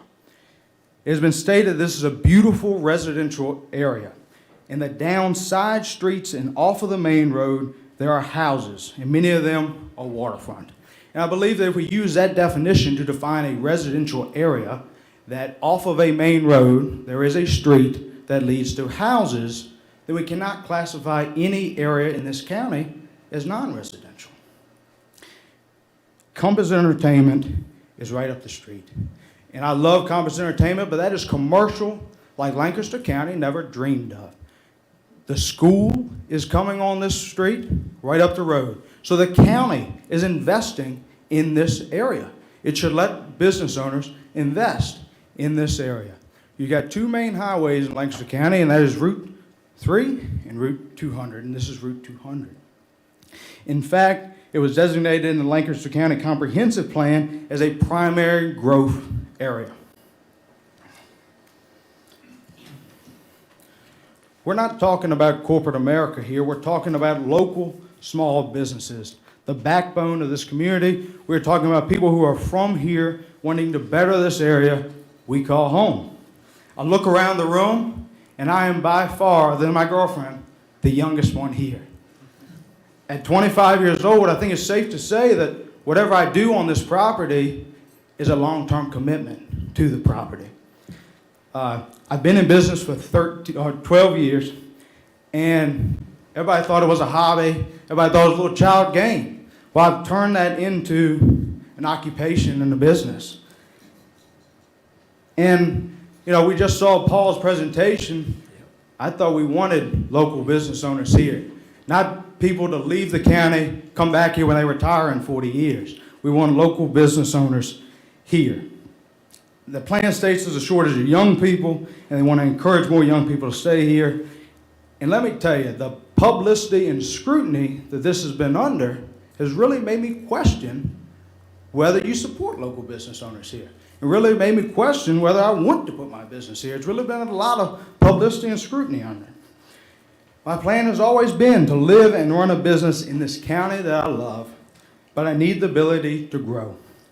A new ordinance has been proposed to the Planning Commission. It'll go to the Planning Commission next month, and it'll allow a special exception for a building over 4,000 square feet. And I'm sure everybody wants you to decline my proposal now, tell me to come back in 3 more months, pay another $500, go through another public hearing, more scrutiny, and do this all over again. But to me, that just is not fair, and it doesn't promote the vision of supporting a business-friendly environment with young people. I appreciate your time and consideration, and I ask that you consider my request for rezoning to C1 now and vote in favor of it now. In just 4 years, this is already the second time I've had to come to the Board of Supervisors for rezoning. I have grown my business through all the proper channels and all the proper paths, and I'd like to continue to do so. I'm here to answer any questions and concerns, and hope you will vote in favor of my rezoning and also Falcon LLC. Thank you for your time. Thank you. Any questions? All right. Okay. Thank you, sir. All right. Any other comments? Yes, sir. Thank you. It's a long time since I've been at this podium. I would like to say, though, I'm really impressed with the changes that have been made on the IT support for these meetings to the prior times I was here. The ability to watch these meetings, and this is what's being said from your home, is absolutely fantastic. So well done on that. Ian Ormisher, 19 Pony Pasture, District 5. I very much support the growth of small businesses and local businesses in this area. And I think what's happened with Brad and the one we'll hear with NWP does highlight an issue that our zoning ordinance, C2, does not really seem to support current modern businesses. Whether you decide to turn down this current application or not is obviously something for you to consider, but I would like to reiterate, if I may, the plea that C2 really needs to be looked at and changed in a way that will enable these guys to actually operate their businesses successfully in a way that adds value to the county in the way that we would like it to, considering the areas that the businesses are located in. That's it from me. Thank you, gentlemen. All right, thank you, thank you. Anyone else? Gentlemen, Paul Shacatato, talking on behalf of myself and not any committee that I'm on with the county. I've personally known Brad since he was about 12 years old. I was here when he wanted to buy the place that he's in and supported a zoning exception for him at that time. He is the purest entrepreneur that I've ever seen. From the time his dad had to carry him around to pick up our articles to sell at the flea right next door to us, and then he goes away to college, comes out with a business degree, comes back and wants to relocate in this county, wants to support the county in a time where we're losing child after child after child. I believe that he's a great auctioneer. He has supported the YMCA Festival of the Trees for years. He's doing the same with the Northern Eck or the Healthy Harvest Food Bank now with their auctions. He gives back to the community. He's the type of person we want to see thrive in this community, and I support the actions that he takes. All right, thank you, sir. Yes, sir.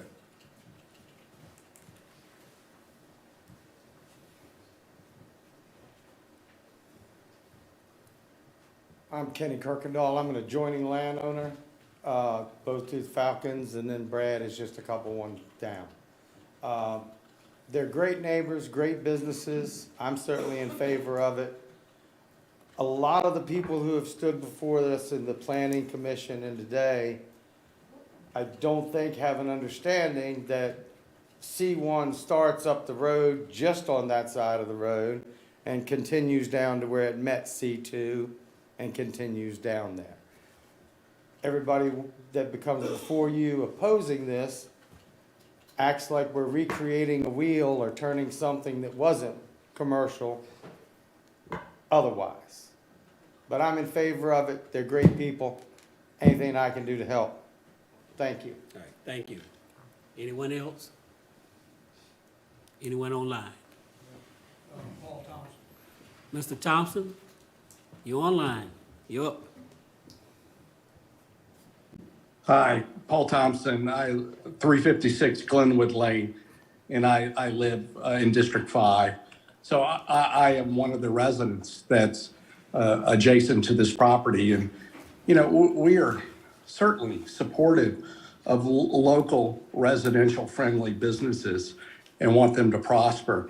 You know, our intent is not to stifle growth, and we appreciate what they're trying to accomplish. But there's numerous residential areas that are connected to this. And, you know, we just want to maintain the intent of C2 and feel like moving to C1 opens this up to a different kind of development that is not residential friendly. And we would like to maintain the integrity of, you know, the entrance to Irvington, as we're very close to Irvington and we live on this road. So I am not in support of this move to C1. Okay. Thank you.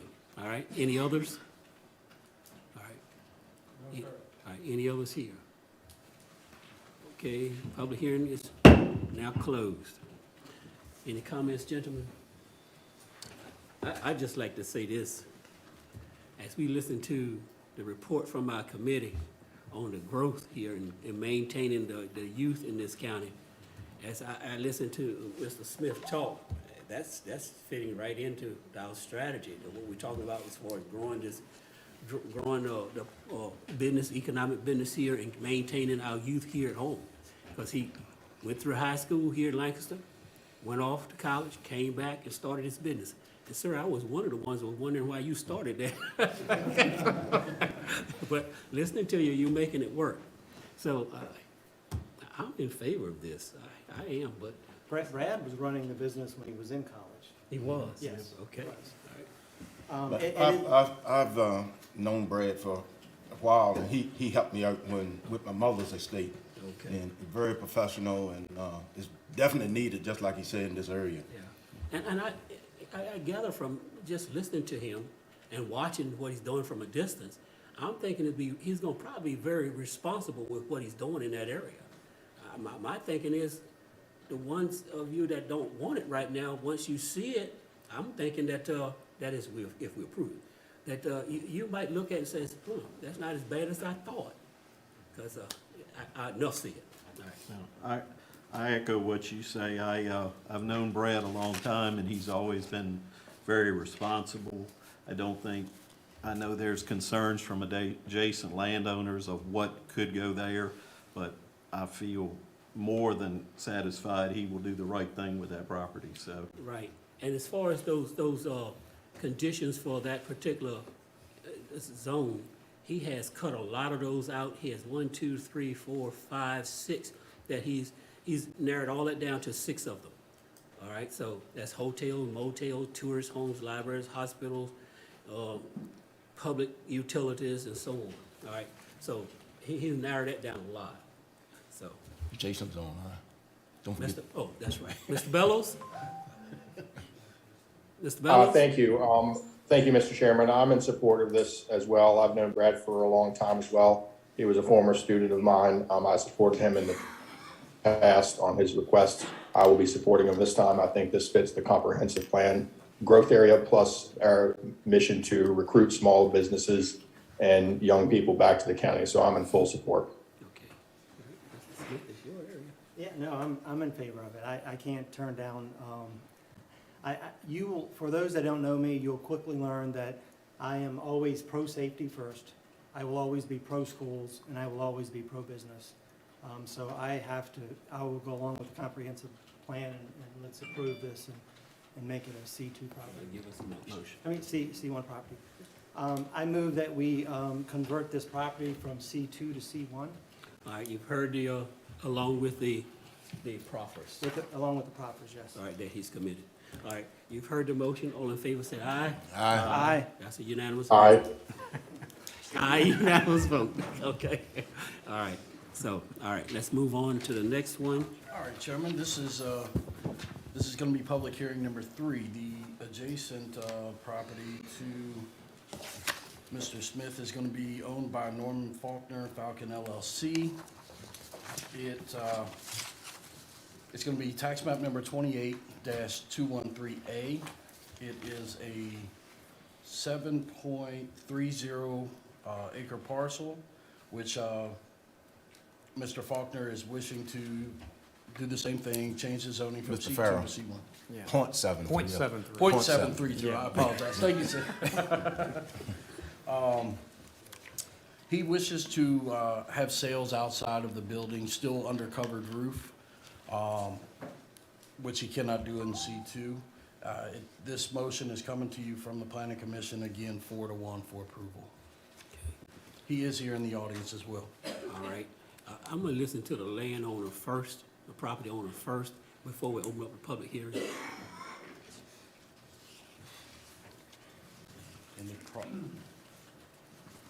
Good evening, members of the board, staff. My name is Norm Faulkner. I'm president of NWP Energy, and I'm the managing member of Falcon LLC. And the purpose of me being here is to try to get the zoning of the property at 3531 Irvington Road converted from C2 to C1. I think it's worth mentioning that that property was formerly a gas station, and had been for about 50 years, which does not fall under the C1 zoning. However, that is what the property has been for the last 50 years. And so we have eliminated that. We have no intention of having it be a gas station again. NWP is currently leasing that property and is doing renovations to it to make it a retail site for selling gas appliances, propane appliances, and gas logs, fireplaces, that sort of thing. What we're interested in doing, the reason for wanting to go to C1 is because we'd like to have an outdoor area there to showcase fire pits and outdoor cooking kitchens and whatnot, outdoor fireplaces and that sort of thing. And just for what it's worth, this is a photo. I don't know if you guys would like to see this, if it's pertinent, but that's just a photograph of the general concept of what we're looking for. It would be, we would like it to be a high-end approach for that outdoor area. And so we have, that's the purpose of applying for this rezoning. We have offered a proffer to eliminate a number of different things that we would make sure that never would happen to the property, because as we know that at some point in the future things may change and somebody may want to do something. We're saying that will not happen. Gentlemen, before he leaves, do you have any questions of him? Will this outlay, will it be in the front or back of your building? This would be on the side of it. If you're facing that building, it's going to be to the right-hand side. Okay. And it would be, part of it is, at least part of it would be under roof, under cover. But we'd kind of like for part of it not to be under cover, thank you, because we're going to have fire pits and those sort of things that do generate heat, and it would be better to have them in open air rather than under cover. Would you consider calling it Moms and Pops propane? No. We operated Mom and Pops for 20 years, and I have no desire to go back. All right. Thank you, sir. No, it'll be NWP showroom. Okay. Any other questions? Not at this time. No. All right, thank you for your All right. consideration. All right. All right, the floor is now open up for public hearing on this matter. Anybody wants to speak? Any comments? All right, anybody online? No, sir, Mr. Chairman. All right, public hearing now closed. All right, this is District 5, okay, sir? I move that we change zoning from C2 to C1, All right. taking consideration the proffers. All right, you've heard the motion. All in favor say aye. Aye. Aye. All right, that's unanimous. All right. Mr. Farrell, the next one. I believe that's going to be Mr. Barnes, sir. Okay, Mr. Barnes. Thank you, Mr. Farrell. All right.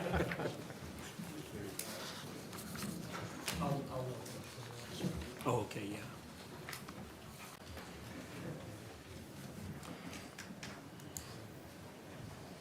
Y'all have a good evening. Thank you. All right. Thank you, Mr. Chairman, board members. This next hearing is a special exception request to construct a utility-scale solar facility pursuant to Article 28 of the Lancaster County Zoning Ordinance, utility-scale solar facilities.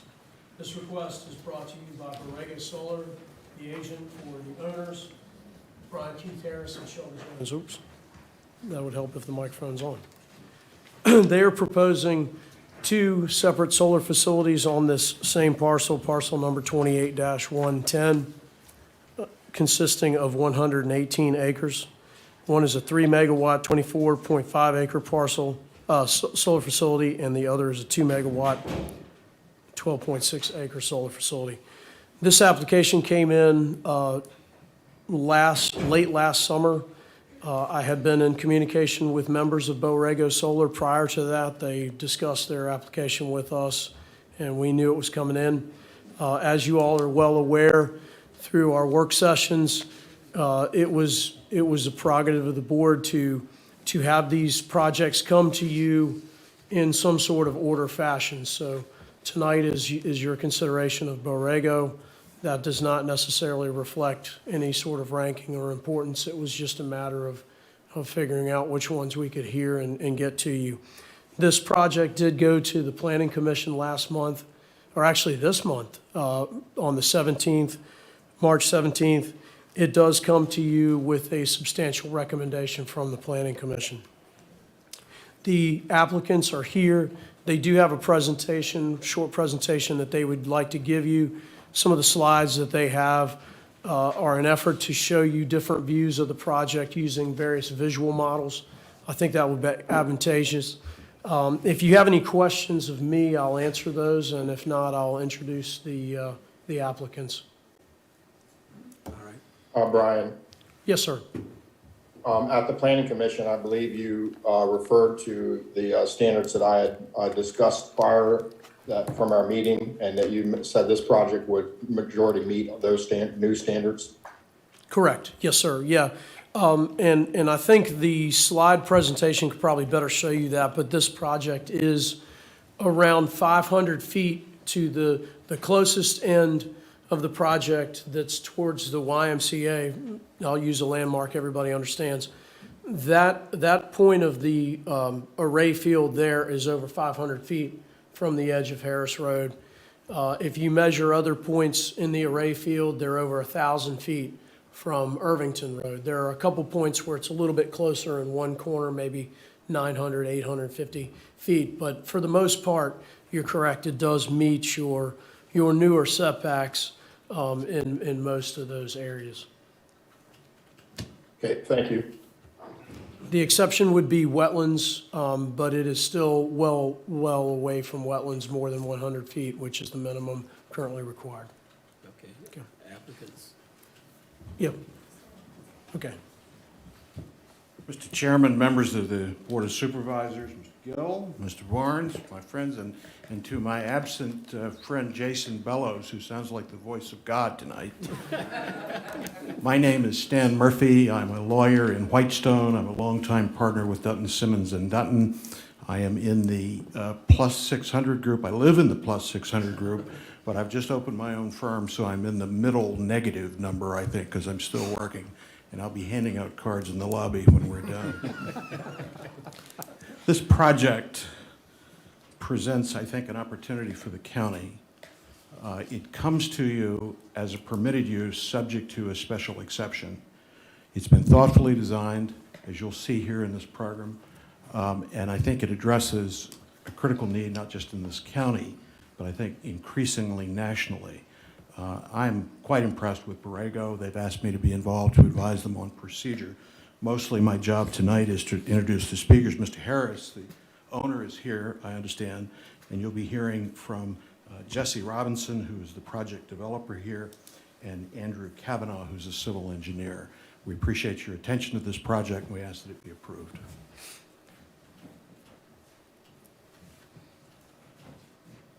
Thank you, Mr. Murphy and Mr. Barnes. I'm Jessie Robinson, like both of y'all said, and I just want to thank you first for your time hearing us speak today. I'm here representing Mr. Keith Harris and Shelba Jones for the special exception for 2 solar projects.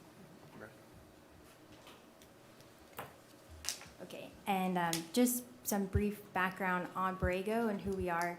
It's a family-founded company that was formed in 1980 by a few brothers, and we've been developing solar now for about 40 years, developing over 900 megawatts of solar projects. And we've worked across the country, including California, New York, Massachusetts, Illinois, and now we're in Virginia. So, next slide, please.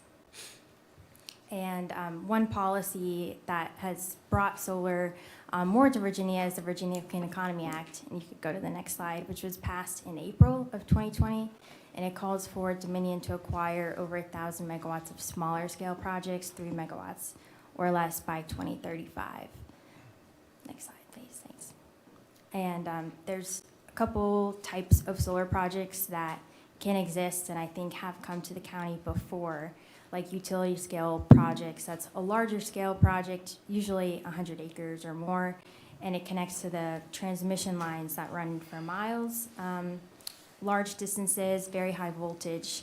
There's also the Dominion RFP that is 3 megawatts or less. And then this project, or both of our projects, we are planning to be in the shared solar program, which is community solar, and it's 5 megawatts or less sized projects, and it gives the opportunity for residents or anyone with a Dominion Energy bill to subscribe to the project and then get a discount on their electricity bill, or like a credit. Yep, thanks. I'll turn it over to Andy, our civil engineer, and I'll be back in a sec.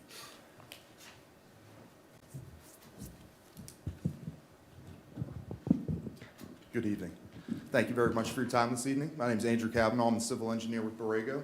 We're just going to give a bird's eye overhead look at the project seated right outside of Kilmarnock Town Line in between Harris Road and Route 200, specifically located half mile to the substation. So before we get into why this parcel, we need to address a couple of the key ingredients that set up the foundation for a successful solar project. We have Mr. Harris, who is a open and willing landowner, interested as well. We've got existing distribution line infrastructure in the area and a substation with available capacity. This is zoned agriculture A2, which is a permitted use for solar in Lancaster County with a special exemption. As Brian mentioned as well, that we are seated at a minimum of 500 feet and then upwards of 1,000 feet to the new potential regs that the county is considering. There's minimal surrounding neighbors and minimal visibility from the road with the existing topography as well as the mature vegetation located on site.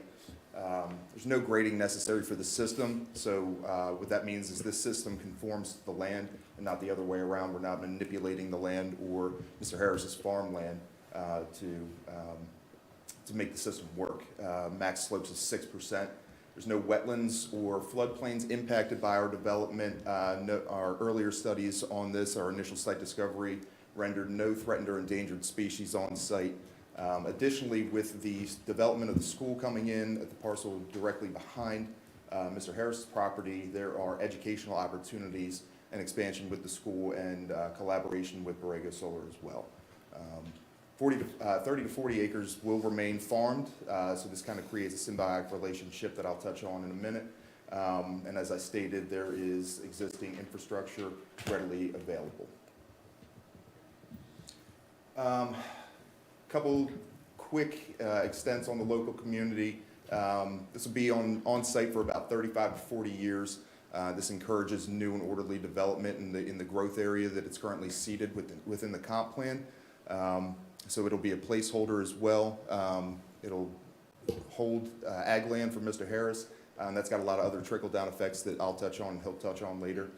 It also maintains existing forest conservation areas and will be implementing natural vegetative buffer as well as pollinator mix on site in between all of our arrays. There is a low risk of sedimentation on site during development. I stated there's no grading needed or required to install the system. However, we will be doing minor grading for our BMPs and stormwater features, which will follow the VESH to a T. Clean energy education, which has already been touched on. And then Jesse mentioned that subscription to Dominion users can be established as well to subscribe to the system.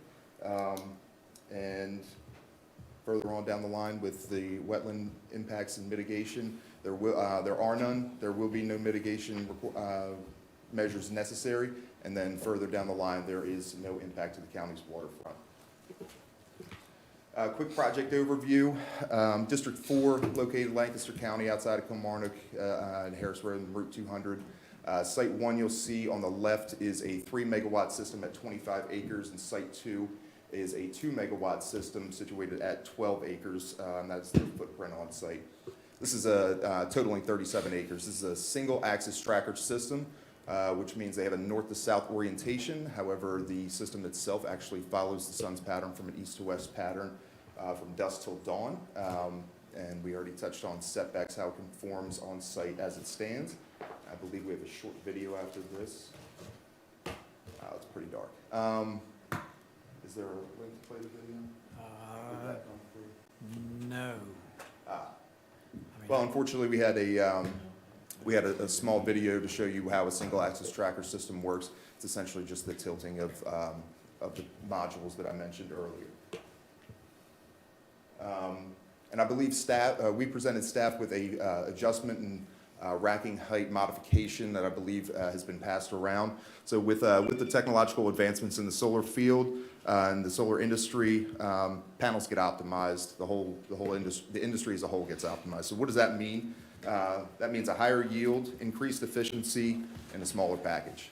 So what that allows us to do is switch from a dual portrait to a single portrait system, obtain the same yield, but reduce the overall vertical profile within the site from 15, which we previously submitted, to a 10-foot maximum. With that, we've had to expand the fence line upwards of 10 feet, but it's in very few areas, which you can see on the map here.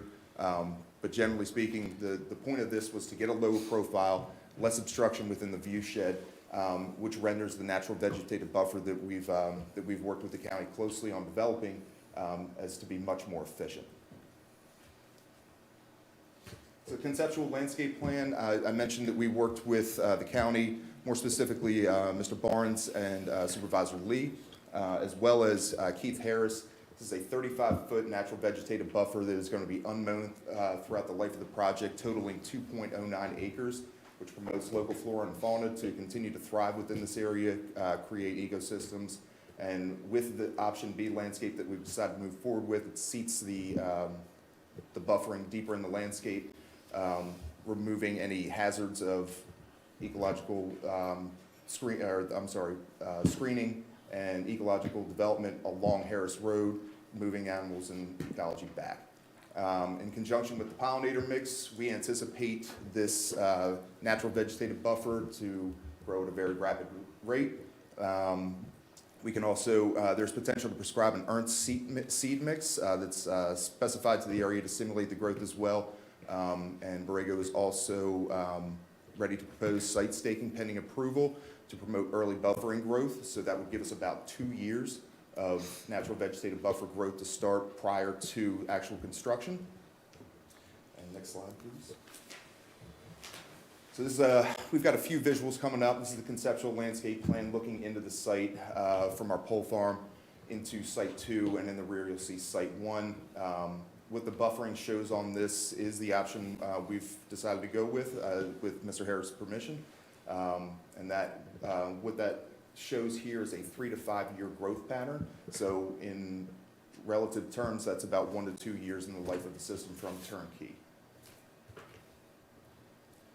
This is conceptual landscape plan, aerial view. You can see the natural buffer, 35 feet wide, wrapping around the south side of the access road, breaking for entrance points.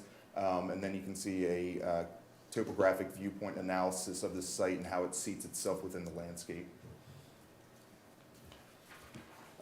Moving right along, just more aerial photos. You get a little bit of a big picture idea of the one on the left on what this is going to look like from site 2 and site 1, and how the buffer screens itself within the landscape. Again, just more renderings. And then finally, the decommissioning plan. I know this was a topic of conversation previously. All the big ticket items are on the upper left-hand corner.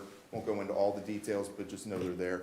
The site is to be returned to pre-development conditions. All the wiring, the racking, the modules will be pulled out. All the stormwater systems and facilities will be backfilled. Concrete and gravel as well are going to be torn up and hauled off site. And this is vegetative screening. That's open to interpretation at the ending of the project, depending on what the future use is of the parent parcel. And obviously that will be a discussion between Mr. Harris and ourselves.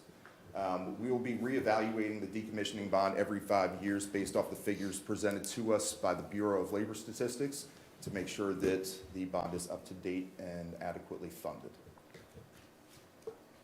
And finally, these are just a few samples of Borrego's work in upstate New York and Illinois. On the left, you see a fixed tilt system, and on the right is what we are proposing, which is a single axis tracker. And on that note, I will turn it back over to Jesse. Thank you very much.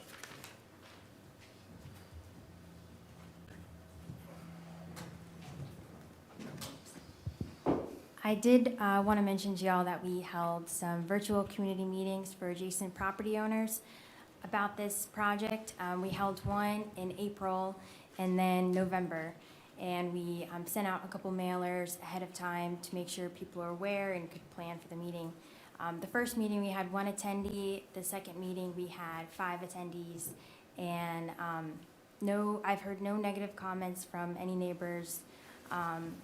We reached out to community members as well, Northern Neck YMCA, which is across the street, and then I've spoken to Mr. Pittman, the project manager for the new school, and prior to the virtual meetings, we posted flyers around town just to make sure people were aware. So we definitely are, we do want to involve the community, and to my knowledge, I've heard no one speak against the project. And I did just want to mention that we've done a number of studies looking at the impact of solar on property value, and this is an exhibit from a study we conducted for a project in Illinois. It was done by an accounting firm, Cohn Resnick, so not Borrego, and they looked at home values for projects before a solar project was built and afterwards, and compared it to homes down the street, and they found no impact on the sales price for those homes. And just to close out with some benefits of small-scale solar, there will be increased taxes to the county for the solar system. That'll go to you all, and on top of that, we've offered a voluntary payment that can be used up to the county's discretion towards a project. There's also the possibility for community members to subscribe to the solar system, and they can get a subscription and then a credit on their utility bill for subscribing to that project. And we'd like to work with the school however we can. We have talked to Mr. Pittman about ways we could do that, and that'll be on the next slide, because we do think this is a good opportunity, being next to the school, to promote education of clean energy, an opportunity for students to learn about that. We don't anticipate any increase to traffic for the project. Once the project is built, it's really needing a visit, maybe once a month max, to just for maintenance of the site or maintaining electricity components of it. But it's usually every few months would someone need to visit the site, and it will create 2 to 4 long-term jobs for maintenance of the project. And we just wanted to kind of touch on what we've talked about with the school. Nothing's been finalized, but this is just what we've proposed. Having a walking trail along the southwest corner of the site, so the portion closest to the school, if you're looking from Harris Road, it's like the farthest back corner, where there'd be a walking trail along Site 1 that students could use as a way to get close to the project. An opportunity for like experiential learning. And then we're open to creating a curriculum for students too for that school. There's like a class they could take, or a one-time class or something.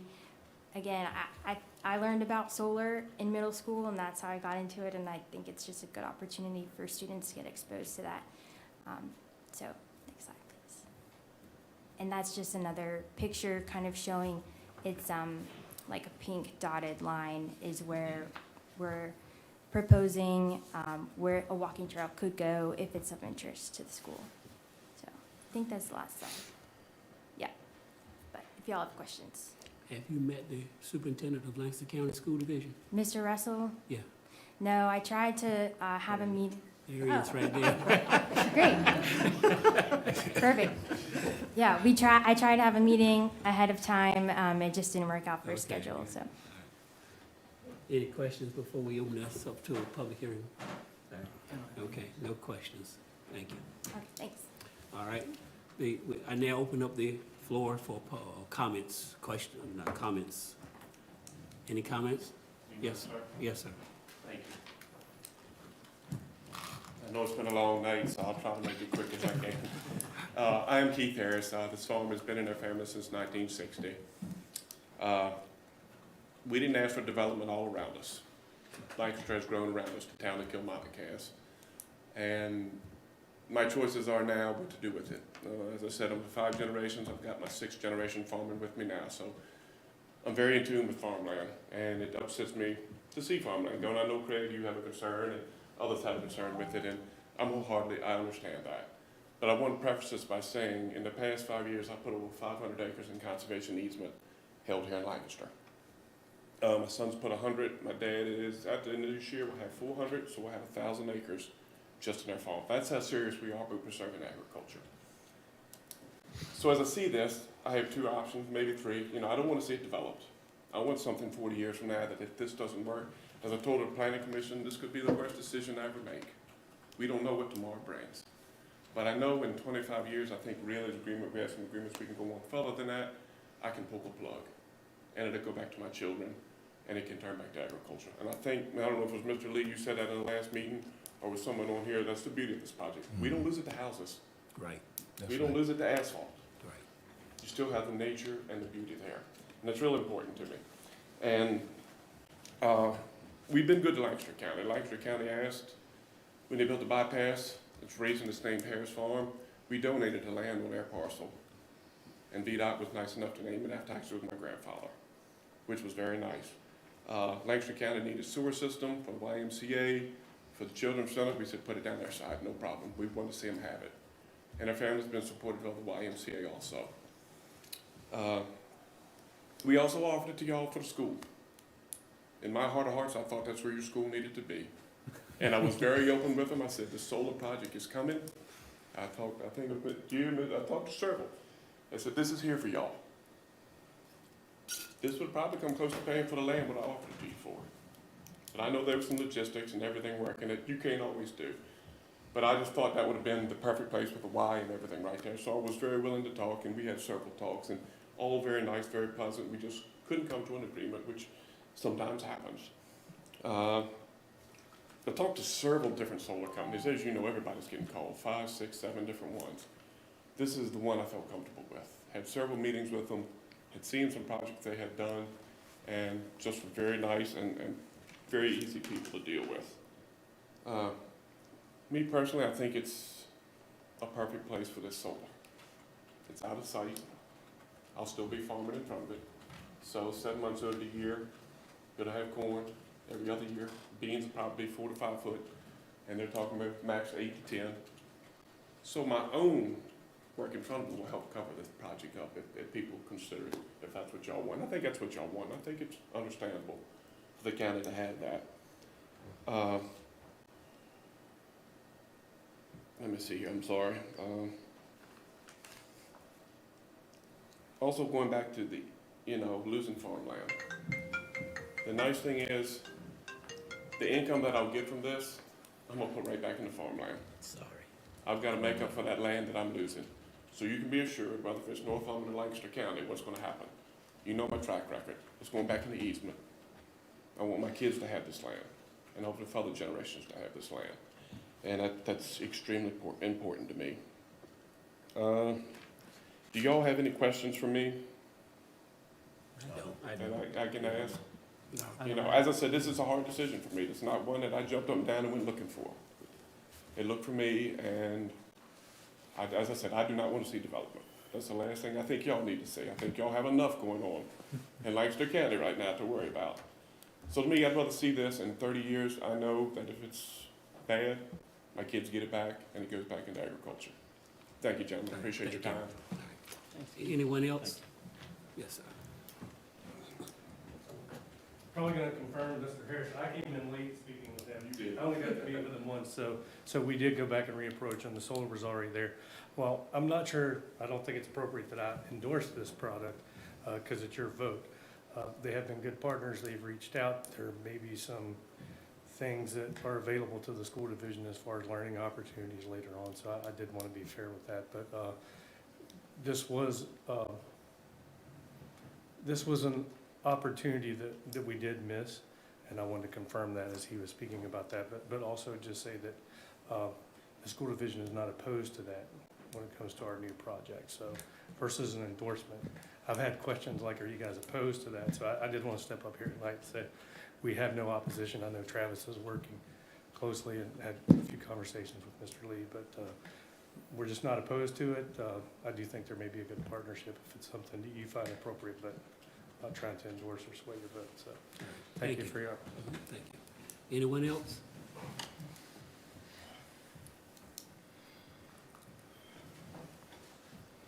Susan Marsh, District 2.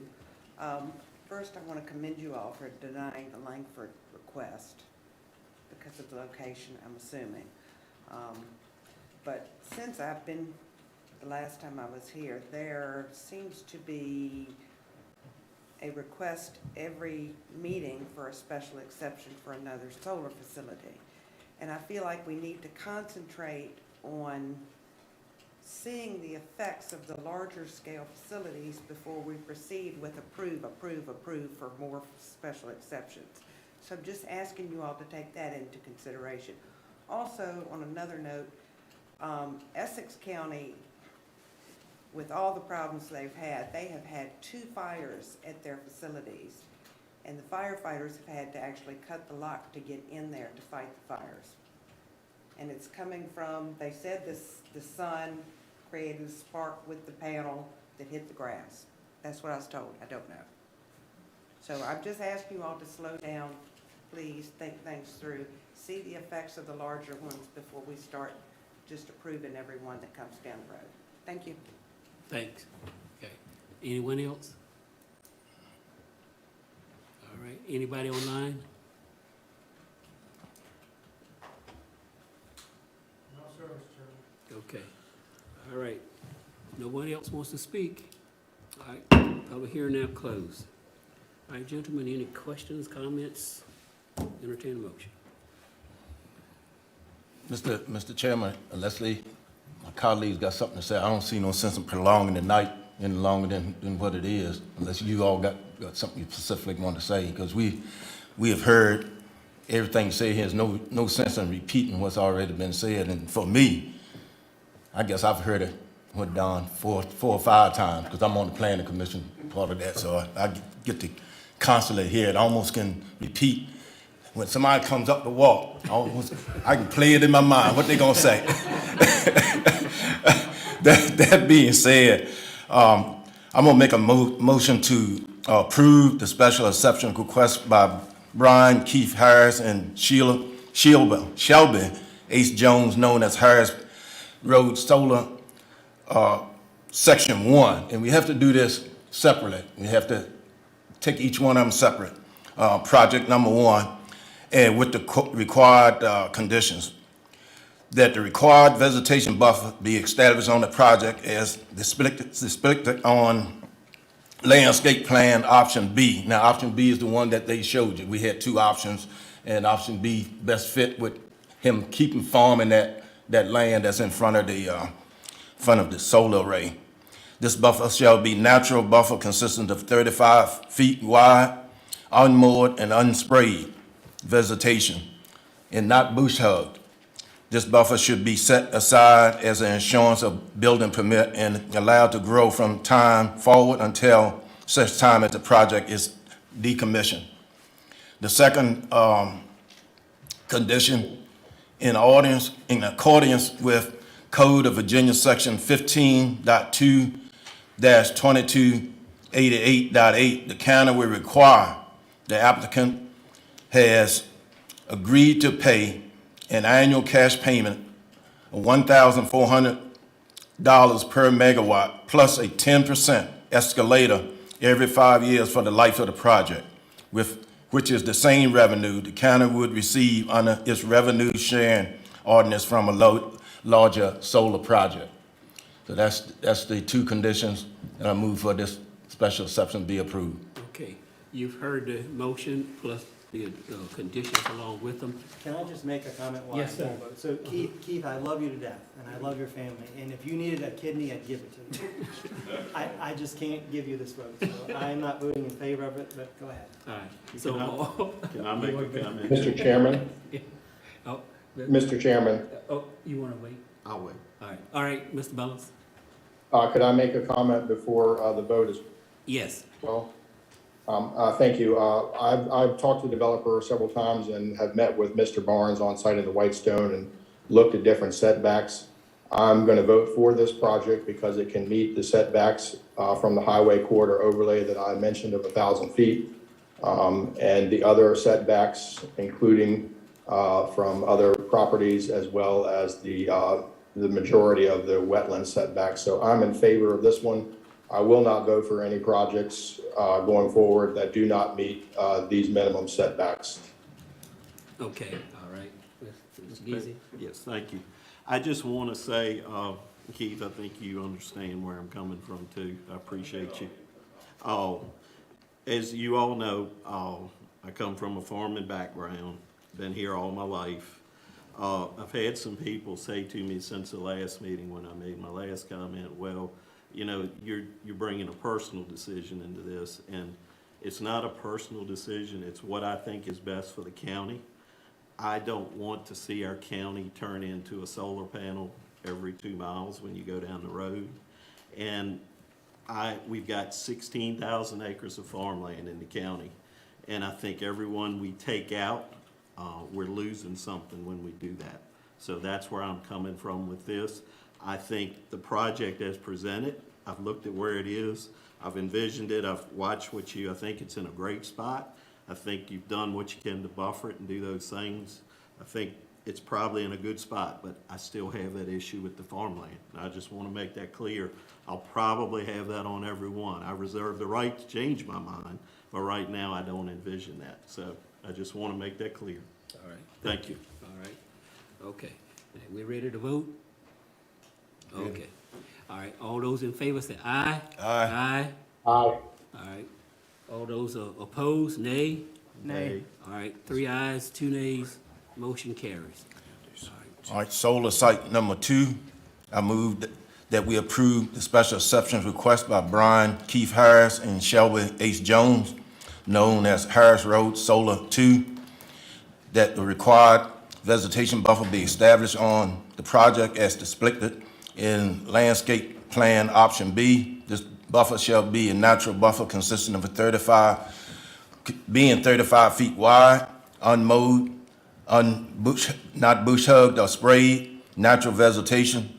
This buffer should be set aside as an insurance of the building permit and allowed to grow from the time forward until such time as the project is decommissioned. Condition number 2, in accordance with the Code of Virginia, section 15.2-2288.8, the county will require that the applicant has agreed to pay an annual cash payment of $1,400 per megawatt, plus a 10% escalation every 5 years for the life of the project, which is the same revenue the county would receive under its revenue share ordinance for larger projects. Okay, you heard the motion along with its options. All in favor of the motion say aye. I'm down to 1 kidney, but I would still give it away to not see solar panels. So I am gonna vote no. Okay. Did I hear 3 ayes? Aye. Aye. All right. Nay? I'm Nay. not sure that was would it messed up, I'm not sure. Go ahead. All right, 3 ayes, 2 nays. All right. Okay, Mr. Gill. Mr. Chairman, your final public hearing tonight is the FY '23 proposed schools budget. And let me pull it up on the screen here. This synopsis is the public schools budget that was adopted by the school board at their March 7, 2022 meeting. It does reflect a 10% raise for all full-time employees. I know there's been some talk of some other percentages for raises, but this one that was adopted by the school board has a 10% raise for all. It results in a local funding increase of $506,579 over the adopted FY22 school budget. There is an overall $2,390,555 increase over the FY22 budget, but most of that is attributed to anticipated increases in state and federal funding. And I say anticipated because the state budget has not been approved by the General Assembly as of yet and forwarded to the governor. They will go back in session, a special session on Monday Some emails I got today, I'm not too confident that they're going to reach an agreement on the budget on Monday. You do not take any action tonight. The Code of Virginia requires that you have to wait 7 days after your public hearing, at least 7 days, before taking any action on the school budget with or without modification. You have previously decided that your date for action of adoption of a school budget will be April 14th, Thursday, April 14th at 7 p.m. So tonight is strictly to take public comment, and I can try to answer any questions you may have of me. The school is represented here tonight by the superintendent and a couple of members, at least, I can't see around the column there, but of the school board. So with that, I'll answer any questions you may have. Any questions of the county administrator? I don't have any. All right, then. At this point, then, I open up the floor to the public hearing. Any comments from the floor concerning the public hearing on the school budget? Public comment? Public comment. I forgot to mention, Dan Russell, Superintendent, Lancaster County Public Schools. A little nervous the last time, so I apologize for not sharing that. My only comment is it was refreshing to work with you as a board and with the school board during this process. I know you guys are in a tough spot. We even appreciate the fact that you asked us to come back with some different scenarios. We trust we're in good hands with you, and we'll be appreciative of whatever comes from this. So just want to say thank you. Very refreshing process. So. All right, thank you. Any additional comments? Anyone online? No, sir. All right, Really? wow. Public hearing closed. Wow. Okay. You're welcome. Mr. Chairman, I move for approval of the consensus docket. Okay, thank you. You've heard the motion. All in favor, say aye. Aye. Aye. Aye. What's your vote? I said aye. Oh, I'm okay. sorry. Hey, I've lost 2 kidneys. I'm not good. All right. Motion, motion carried. Okay. All right, next one. Mr. Chairman, I make a motion for the approval of expenses for March 2022. Invoices totaling $1,040,000, $1,040,722. It looks simple, doesn't Yeah, it? that was 83 cents. Yeah, it is, that one is payroll, $334,000.59. Of that, we had loan payment of $108,000. Is that right? Okay. Yes, that's right. I That's want right. to see that. That's right. Okay, $108,687.63. Capital improvements, $23,248.95. ARPA, $208,697.14, making a total for the month of March $1,374,723.42. All right, you've heard the motion. All in favor, say aye. Aye. Aye. All right, unanimous vote. Okay. Mr. Gill? Mr. Chairman, your second consideration item deals with supplemental appropriation that I'm asking you to approve. Our 2 new members were not on the board in November when you all approved a supplemental appropriation for bonuses for full-time employees using ARPA funds to match a state-approved bonus that came out of a 2021 special session of the General Assembly. For whatever reason, I neglected to put that toward part-time folks, and I've had those folks repeatedly ask me why, and so I'm asking you to approve tonight a supplemental appropriation of $45,250 using ARPA funds to provide bonuses to our part-time county employees who were left out of those bonuses paid to full-time employees in November. The scale I've used follows the scale that we used in 2020 for hazard pay under the prior CARES program. So you'll see on the second page of the memo, a total of $45,250 over 43 part-time employees, and the payout will be based on, the bonus will be based on, how many hours you work during that calendar year.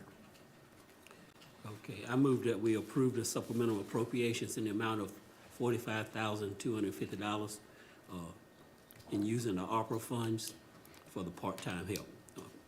All in favor say aye. Aye. Aye. All right, unanimous vote. Okay. Okay, board reports.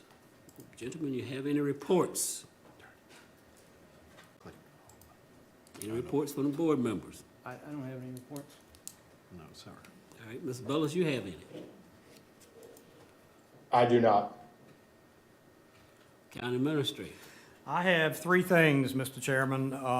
You heard during your public input session a couple of people regarding the Langford, the Community Power Group solar project that was denied last month. You know from the county attorney's, I'm losing the county attorney's talk last month, if anyone who voted against that project wished to make a motion to reconsider, it should be done at this meeting. So it would have to be one of the three who voted against the project. I know that those representatives from the Maryball Solar Project are still here.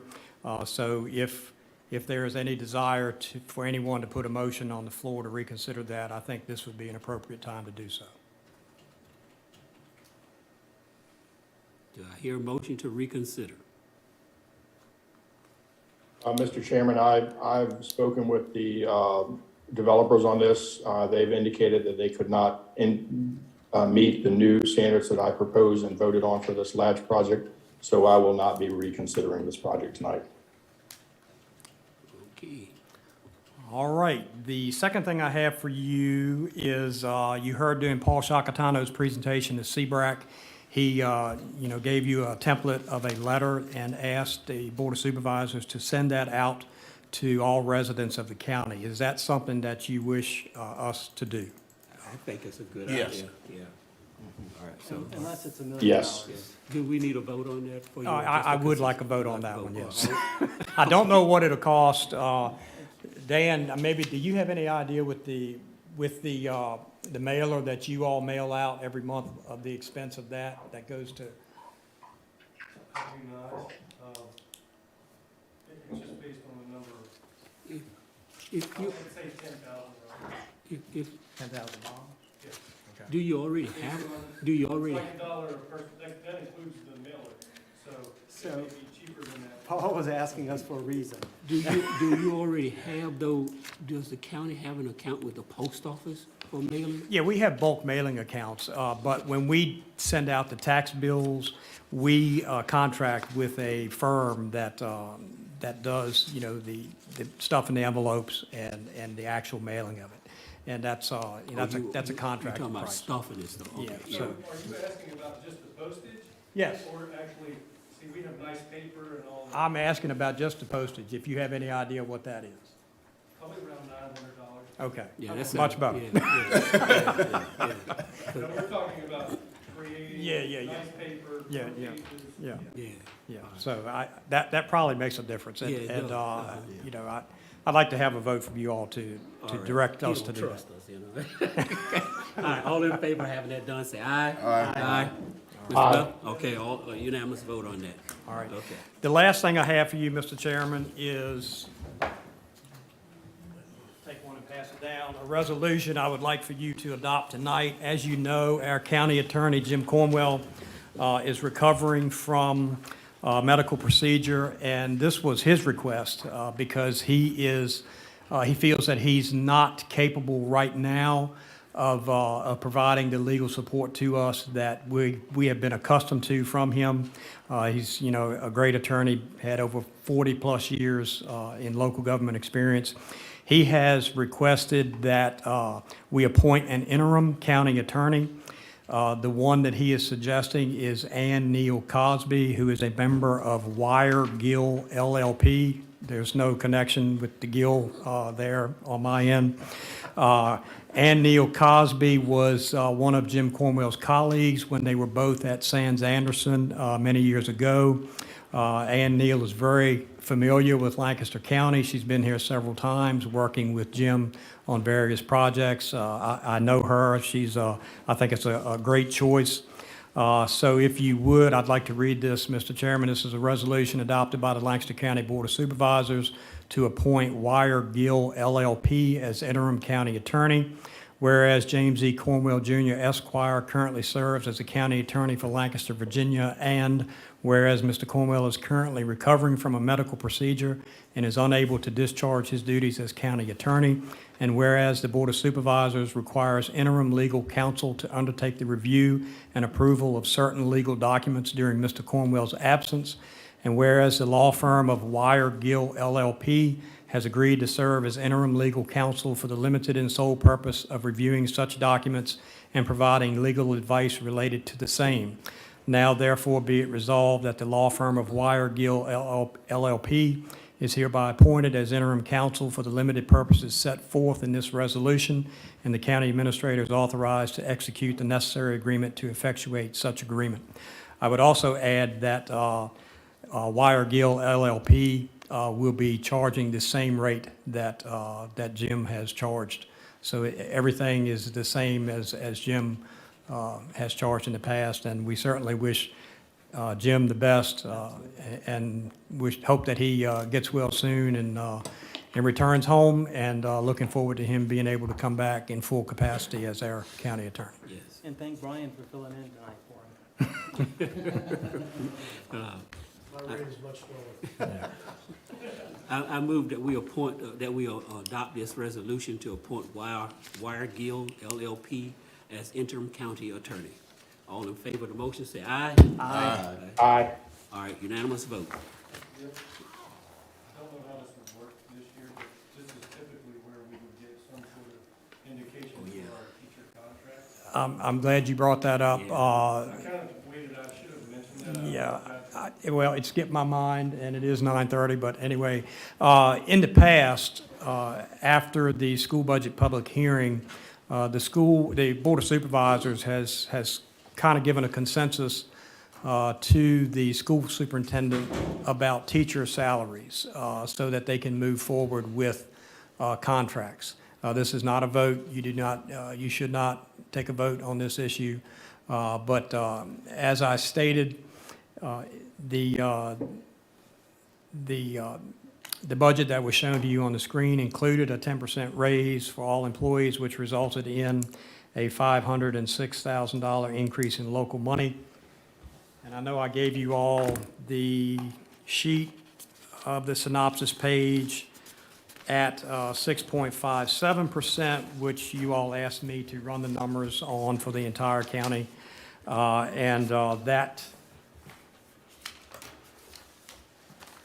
That proposal, we got too many papers here. I'm trying to recall what the net local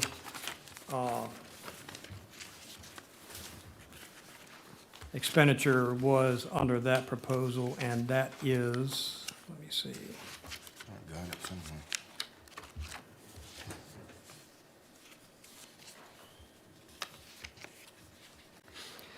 It, 231,558, so a little more than half of that 506,000 difference. So I think, you know, the school system is trying to go out with contracts, and like I said, this has been done in the past, and so. My thinking is that we'll give them consent to go on and negotiate contracts, but not at 10%. But I'm looking at 6.57%. Although we haven't voted on this, but I'm thinking we can give them that permission. Typically, the teachers are that plus a step. Plus a step, Right. that's correct. Plus Right. stuff. And Yeah. really, it's just a monetary amount, because I guess technically the board could go back and That's true. That the school board may find efficiencies elsewhere and can do more for their teachers in their budget, but you know, with the 6.57 and the step for the teachers, that got the superintendent and the school board to their starting teacher salary that they were looking for. All right, okay, well, 45,000. do we have consensus Yeah. on that? Yeah. We have consensus? Yes. All right, so we have consensus, yeah. At 6.57? 6.57. Okay. Is that good enough for you, Dan? Yes, sir. All right. All right, so I have nothing else on the county administrator report. Okay,